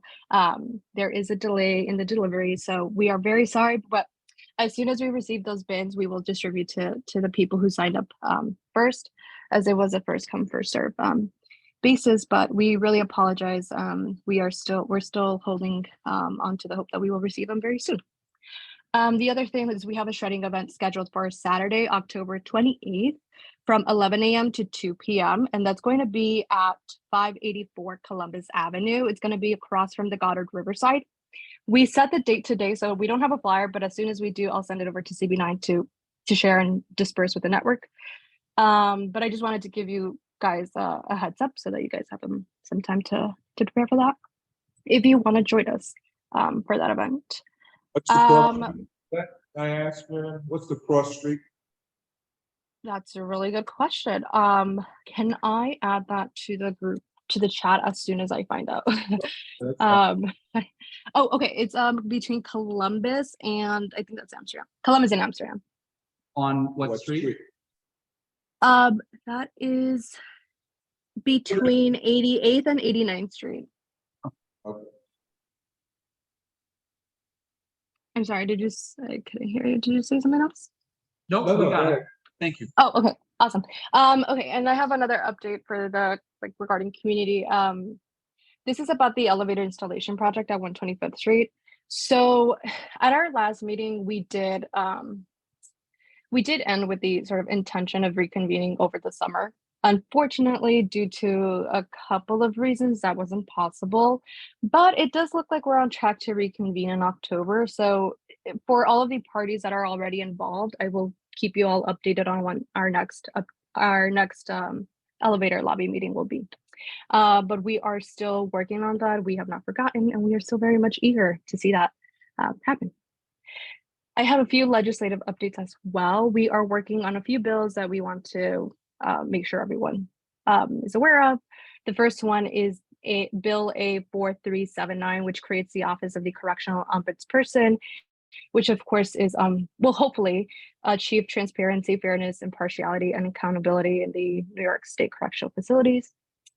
The other bill I want to mention is Bill A6859, which prohibits landlords from adding fees for tenant installed dishwashers where the tenant pays for the electricity, because we know that landlords are trying to add that charge to a lot of tenants. And the other bill that we are trying to pass this upcoming session is Bill A79 75, which will protect New Yorkers from the suspension of utilities due to non-payments during extreme weather events. This is something that, oh, actually, sorry, I wanted to mention something here as well. Assemblymember O'Donnell did write a letter over to the Public Service Commission expressing his concerns over the rate hikes proposed by Con Edison and that have gone into effect. It's a really difficult time for a lot of constituents, and we understand that. And so the Assembly member did write the letter over to them. We are still waiting to hear back, but I just wanted to let everyone know that we have concerns about those rate hikes. And we know that it's an additional burden to a lot of the costs that we are already experiencing. But that was another bill that I do want to share. I also wanted to share a small sort of update on a few scaffolding issues that have been brought up to our office quite a few times over the summer. The first one is right across from our street on the northeast corner of West 104th Street and Broadway. We have received a lot of concerns about the scaffolding there. I do have an update from the Department of Buildings as of August. The Department of Buildings did state that the scaffolding there is up to date, the permit is up to date, and due to an injury that a worker unfortunately experienced, they were issued a partial stop work order. So the facade work is still ongoing. It's just delayed and it's going to take a bit longer to complete. I think there is OSHA training that the workers have to go through. So the permits are up to date. Unfortunately, there isn't much that we can do to remove that scaffolding. The facade work is still ongoing. So I do want to share that. The other issue is the scaffolding on West 111th Street. I believe that's Cathedral Parkway, Broadway. The building there, according to the Department of Buildings, the scaffolding there is also allowed to be there. The permits are up to date. And so we can't really force the scaffolding to go down.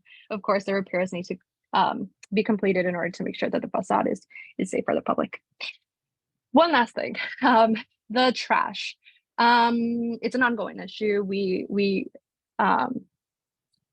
This is trash, sorry, on along Broadway, really, along Broadway from 100th Street all the way up to 125th Street. We are completely aware that there's a lot of litter from time to time. And one of the ways that we've tried to address this is by working with the Department of Sanitation and Columbia University as well, since a lot of the businesses in that area from 110th to 120th do cater to Columbia students. We've asked for their collaboration on this to help clean up the streets along Broadway. But below that, we have worked with sanitation to try to get some sanitation workers to come and clean the streets when possible. Of course, this is not possible all the time. But another big ways that we try to address this is by getting organizations by funding organizations that actively work to clean up the litter along Broadway, Columbus, Amsterdam, along all of these other avenues in the southern part of our district as well. Those are really all of the updates that I have for now. All right. If Thank anyone you has so any much. questions, Candace, I thank would you. be glad to answer. Oh, sorry. One question, yes.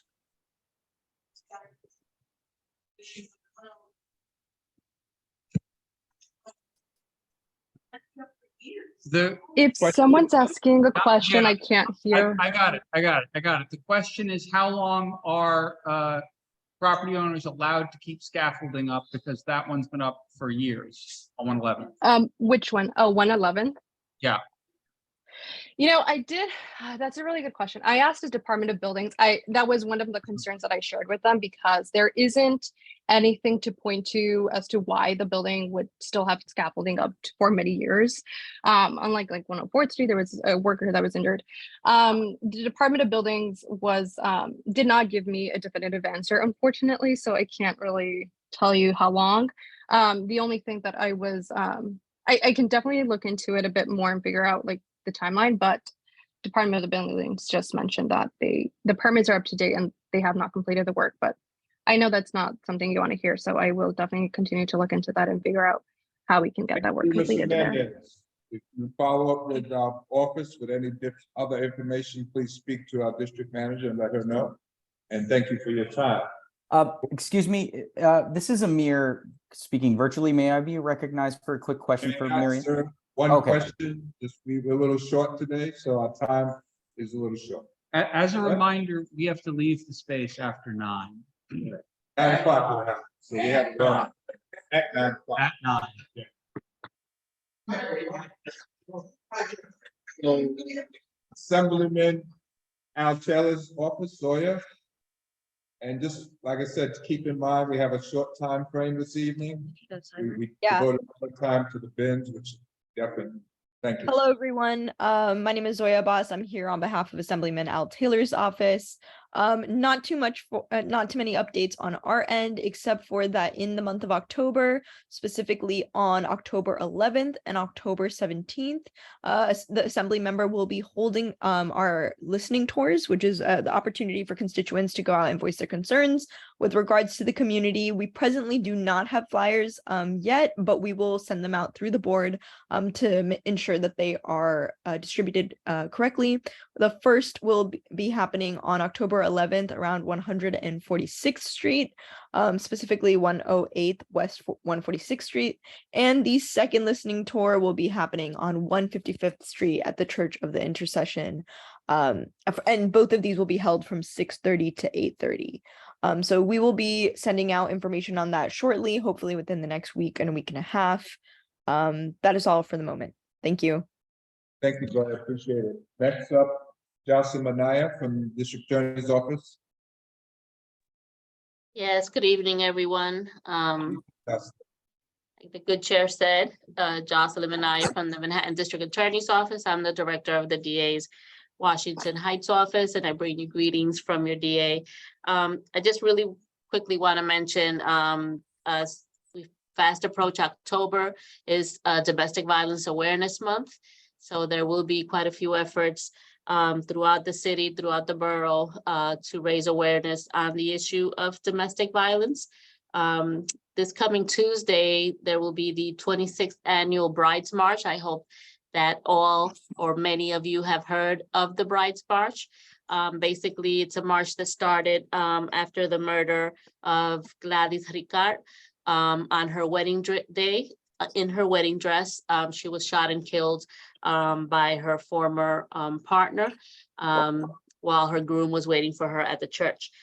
So every year since her death, they've done a brides march, and I will forward the flyer for that march to my good friend Yutha so that she can share with the community board. And we hope that, many of you can come and join the march. If you're not able to walk the whole way, we're actually going to be meeting the marchers at the State Building on 125th Street and walk with them the rest of the way.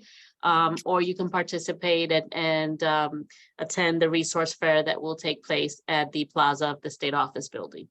And also this Monday, September the 25th, so the march is Tuesday, September 26th. This Monday, September the 25th, Harlem Mothers and Fathers Save, which I know you all know Jackie Rowe Adams, who's the founder or the co-founder. They're having the National Day of Remembrance, and it's a day to remember the victims of that have lost their lives to violence, to homicide. And that will take place in front of Harlem Mothers and Fathers Save's headquarters at 306 West 128th Street between St. Nick and Frederick Douglass at 4 p.m. I will also forward that to Yutha so that she can share with the community board. And then the other thing that we have on the pike, and again for our DVAN, which is Domestic Violence Awareness, is our annual Shine the Light event. And that one's going to be on October the 19th, which also happens to be Wear Purple Day. So I encourage everyone to wear purple on October the 19th to raise awareness once again on this very, very dire issue of domestic violence. Just really quickly, the numbers north of 96th Street, we have the highest number of domestic violence cases throughout all of Manhattan. It's been that way for as long as I can remember, as long as I've been here in the DA's office, and it's an ongoing war that we wage against DV. So the Shine the Light flyer is not available yet. I will forward that to you as soon as we get it. It will be before the full board meets again. So once again, I hope you can join us October 19th at 5 p.m. And that will take place in Washington Heights with a small walk from 175th Street and Broadway up until 167th Street and Broadway, where we will congregate in the small park there for a small ceremony. And then finally, before we took a break for the summer, I did announce the RFP that was out for the neighborhood navigators. I am pleased to announce that the organization called The Bridge was awarded that RFP.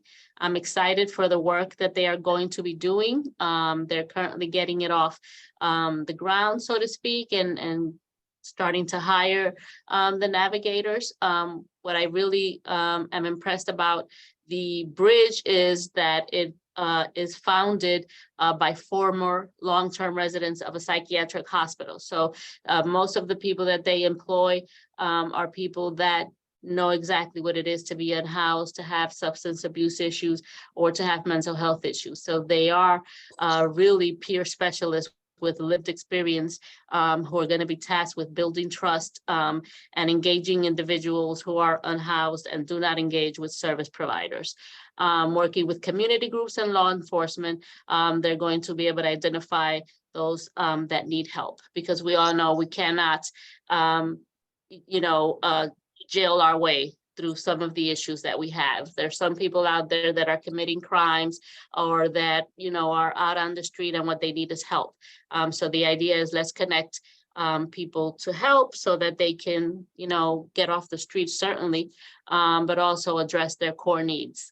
So I'm very excited about that. And I'm hoping that we can invite them to the full board once they're up and running, so that they can address CB9 and the board and the residents. And then the second phase of that RFP is the court navigators, and that RFP is still ongoing, where there will be, whoever's chosen for that RFP, they're going to have people within the courtrooms. Once someone is arraigned, for low level, of course, misdemeanor, low level felony crimes, that they're going to be connected with somebody immediately, so that one, they can know, you have to return to court if that is the case, but also, what is the need? What do you need leaving this place, so that you never have to come back to this place? So that's another program that I'm excited to see kick off, and let's see who actually gets awarded that RFP. So that is all that I have for today. I look forward to this new year working with CB9. I look forward to working with the new chair, Mr. Edwards. Always a pleasure. And it's great to see you all, Yutha, Barry, and the rest of the board. And I will put my information in the chat, but also hopefully those that are there in person know where I am or where they can find me. And if not, Yutha has me on speed dial, so please reach out to her. And that is my report for tonight. Thank you. Thank you so much, Jocelyn. Appreciate it very much. Very sure. Jocelyn, I want to thank, this is Pat Butler Johnson. I want to thank you for all the work that you've been doing. Please keep Gladys Richard's memory alive, and all that you've been doing to support efforts with domestic violence. No matter who the DA has been, you have been there, and you've been doing this work for a long time. So I just want to publicly say thank you. Thank you.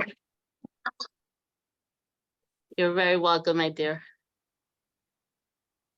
Next up is City Council Member Sean Abreu's office, Gabriella, I believe. Hi, good evening, everyone. I am Gabriela Carela, Councilmember Abreu's new district director. Our previous director, Francesco, just started medical school, so I'll be taking over for him. I look forward to attending these meetings and getting to know all of you. I first want to flag a few community events that Councilmember Abreu has coming up. On Friday, October 13th, Councilmember Abreu will host a movie night under the stars at Jacob Schiff Playground. We will be screening Ratatouille at 6:45 p.m. and we hope to see you there. On Saturday, 14th, our office will provide free mammograms through the American Italian Cancer Foundation's mobile mammography van. Appointments are limited, so please call or email our office to schedule a free mammogram. Because we haven't met since the budget passed in June, we wanted to highlight just a few of our budget wins that will be coming to CB9. We've secured $10.3 million for Morningside Park, bringing the total investment to $16.6 million between this year and last year. It will improve accessibility, safety, and maintenance. Thrilled that we got $5 million for the PS 125 pool, a monumental victory for the community, as this project now has the total $7.2 million needed to bring the 100-year-old pool into the 21st century and open it back up as a community resource. This will benefit all 3 schools on the campus, including Columbia Secondary School and the Kipstar College Prep Charter School. It would also be open to the public. $3 million was obtained for Frederick Douglass Playground, bringing the total investment here to $3,550,000. The playground and basketball courts are high on our priority list here as they are in dire need of improvements.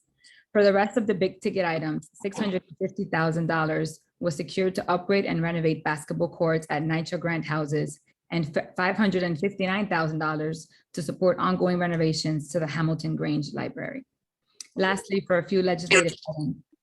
Last week, the council passed Councilmember Abreo's law requiring city agents to conduct exit interviews with employees who quit or retire. Right now, the city government is seriously understaffed and we want to take steps to keep good people in public service. That starts by talking to people about why they're leaving. In the spring, Councilmember Abreu passed a law that brings the city's payment of housing vouchers into the 21st century. Now the city must allow landlords to opt into the instant electronic delivery of rental assistance payments, greatly reducing the risk of late, incorrect, or undelivered checks and the eviction proceedings that follow missed payments. Last Thursday, Councilmember Abreu introduced legislation allowing sports fans and spectators to bring reusable water bottles into all sports venues, professional and collegiate, across the city. This will go a long way towards reducing the waste in single-use plastic. Lastly, Councilmember Abreu introduced a set of bills that would expedite the backlog of background checks for childcare providers. This backlog is making staffing really tough on our daycares and driving up costs for parents, so it's an important issue for us to address. Thank you all so much. Feel free to email or call our office with any constituent-related questions, questions related to our city. I will also leave my email in the chat. Thank you. Thank you. Thank you. One question from our vice chair. Thank you so much for the updates, Gabriela, especially the budget ones. I noticed in the Schedule C budget stuff that certain monies for initiatives were left to be allocated later, including stuff for seniors and arts. Is there a way that nonprofits interested in those initiatives and monies can work with your office to be considered for those? That is something that I'll have to tag in Jalissa for, our Deputy Chief of Staff. She might be able to answer that question better than I. Definitely. Hi, everyone. Jalissa Quigley here. In regards to any nonprofits that are looking to access those funds, if you could please send them my email, I will put it in the chat and we can elevate that because there are still monies that are being allocated in the upcoming transparency resolutions, but it's very urgent. So I would ask them to reach out as soon as they can. Great. Thank you so much. Moving on in the agenda, we are going to action items. We have 3 items that will just need ratification on. They were time sensitive, so the executive board had to approve. The first one being New York Women's Chamber of Commerce. They're looking for a letter of support for funding to revitalize the Community Alliance of Sugar Hill and Hamilton Heights, which will be known as the West Harlem Merchants Association going forward. This organization has helped many small businesses in the area, and especially during the pandemic, they were vital to these businesses. So they're looking for funding from all business associated services, New York City. So executive board unanimously approved it, looking for ratification from. Take a vote on that. Unanimous consent by member. Second. Member Robinson, second by Walter.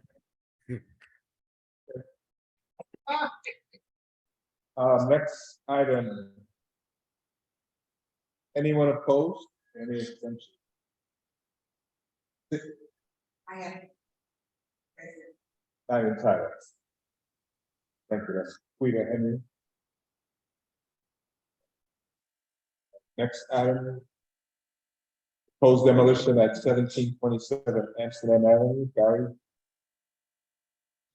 Sure. Liz Whiteakis and Andres Orejuela from the community found that demolition permits were issued by the Department of Buildings on August 28th for the structure at 1727 Amsterdam Avenue, which is a city-owned building that houses the Emma Bowen Mental Health Center and Heritage Health and Housing Primary Care Services. So we passed a resolution. We cited our June 15th resolution opposing the project. And we also called on DOB to not do it and reiterated our basic statement from June.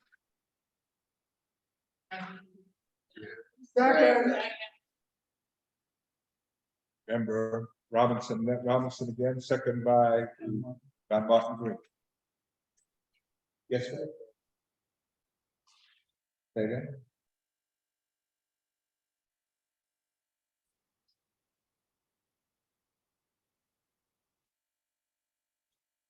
Excellent. Any objections to this one? Being none.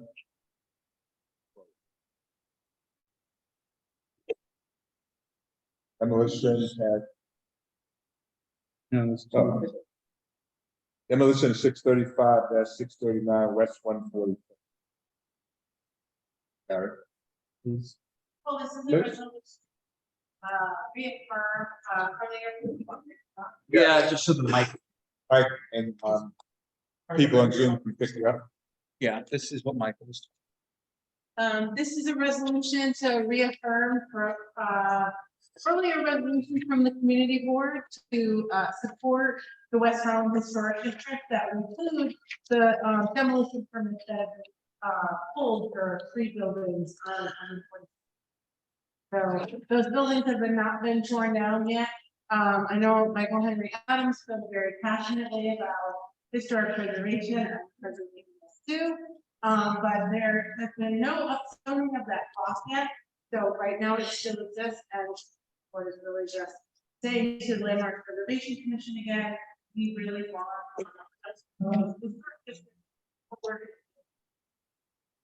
Yeah, Mr. Shan.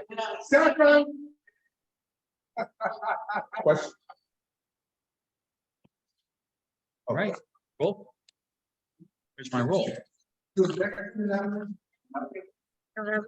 that. No, my roll. Objection to adjourn. Yeah, well, that's an objection. My roll call sheet.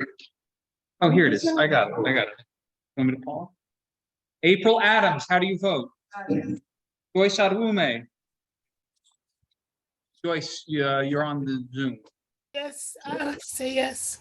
Okay, Ethley Antoine, how do you vote? Did you hear me, Barry? Yes, we did, Joyce. Sorry. I know, Walter, how do you vote? Yes. Okay, Ethley Antoine, how do you vote? He was here. All right, we'll come back. Jane Arundel, not on. Miriam's leave of absence. Chris Berry's not on. Patricia Caldwell was not on. Dan Cohen, how do you vote?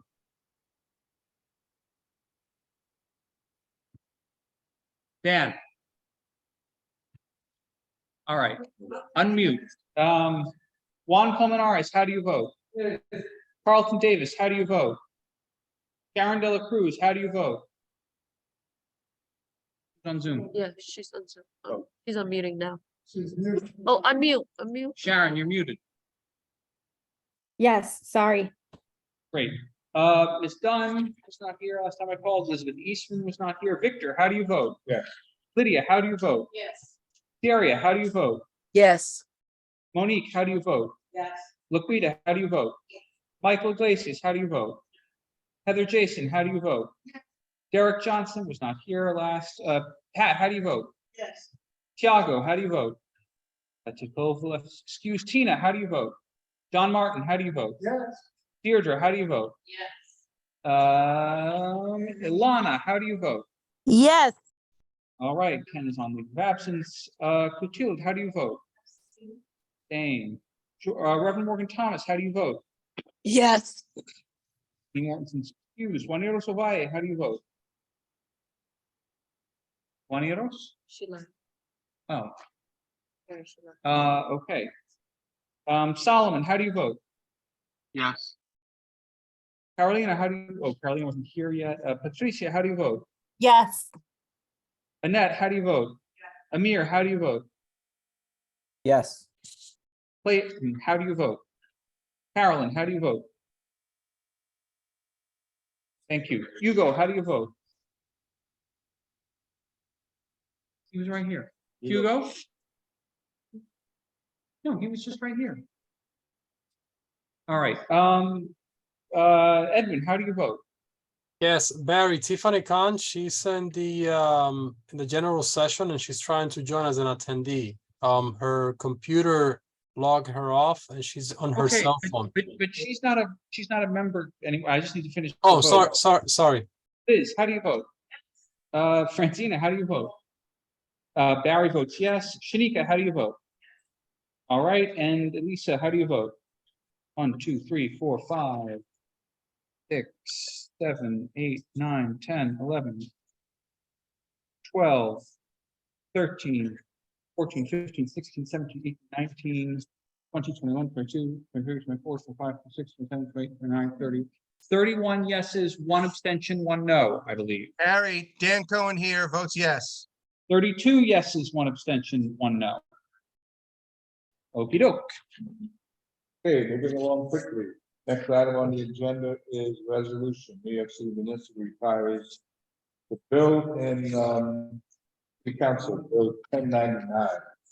This is to support retirees staying in the medical plan they're in now. 250,000 retirees who have served the city well and have taken during the financial crisis, we take away one of those, full disclosure as well. There's other people on the boards as well. So we are sending this to City Council member Sean O'Brien and all City Council. So bring this to a vote in the City Council to back. Take a vote. Walter Alexander, second by Deidre. Any abstentions? Hearing none, we're moving forward. Next, letter of support for the Hungarian pastry shop. Heather? I can't. Oh. I mean. Does, okay, well. Yeah. Oh, it's in the package. Yeah. Can you explain it? Because we only have 15 minutes before they put this out.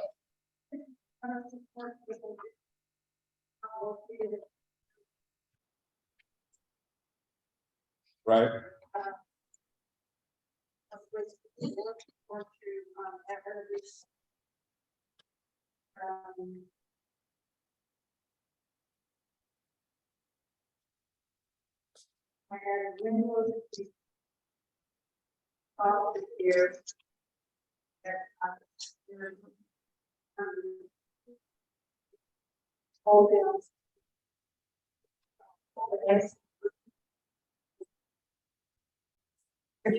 This is a landmark building.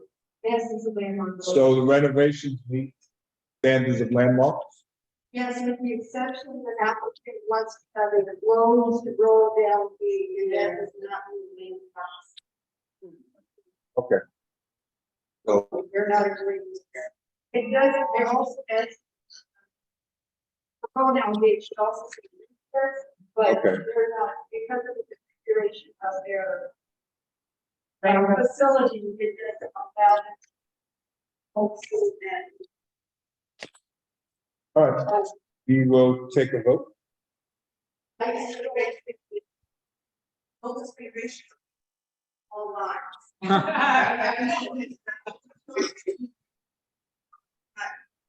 No.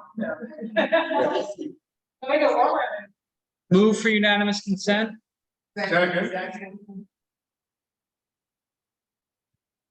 Any mention for this? Okay. Moving forward. Liquor license.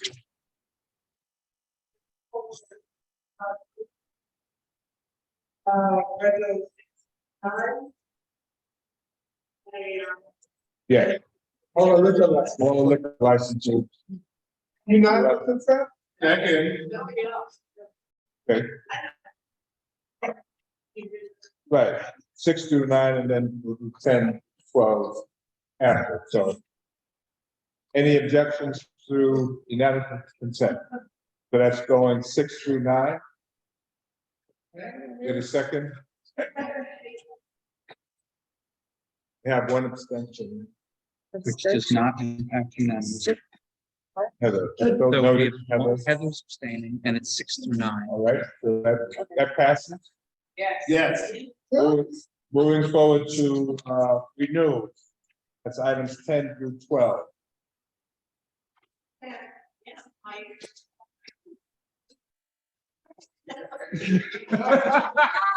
Group them.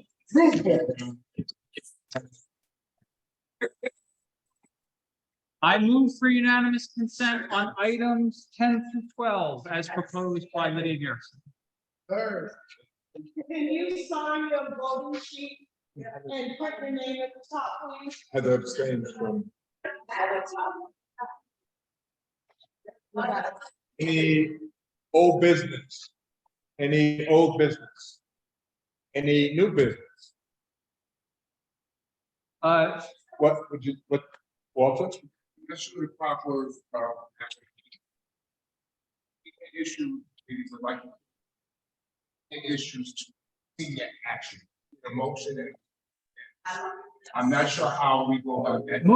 Move to change the name of Senior Issues Committee to Senior Action Committee. Request unanimous consent. Second.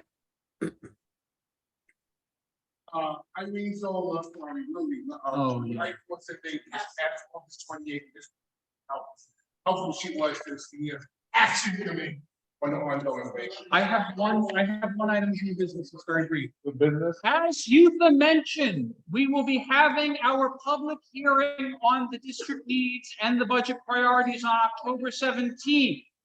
Victor has already sent out emails with resources to the committee co-chairs. You will be receiving another email to all members before the end of October. There will be a ton of hyperlinks in that to various budget documents. Please, please, please look at the data resources for your committee areas. Read the questions that are being posed to you and begin thinking about what you want to fund now. Capital projects, brick and mortar, agency program funding staff, nonprofit funding, and other school and other funding for potentially Schedule C. But be thinking about that now so that you don't walk into your next committee meeting and suddenly have to start thinking about it then. Thank you. That, Come in person. with that, we will close. I just want to say one last thing before we close. To those that are not here this evening, it's very important that we have attendance. Just barely made quorum tonight. We didn't have quorum, we could not vote on these items. So if you can come, please come in person. Thank you. Have a good evening. Move to adjourn. Aye.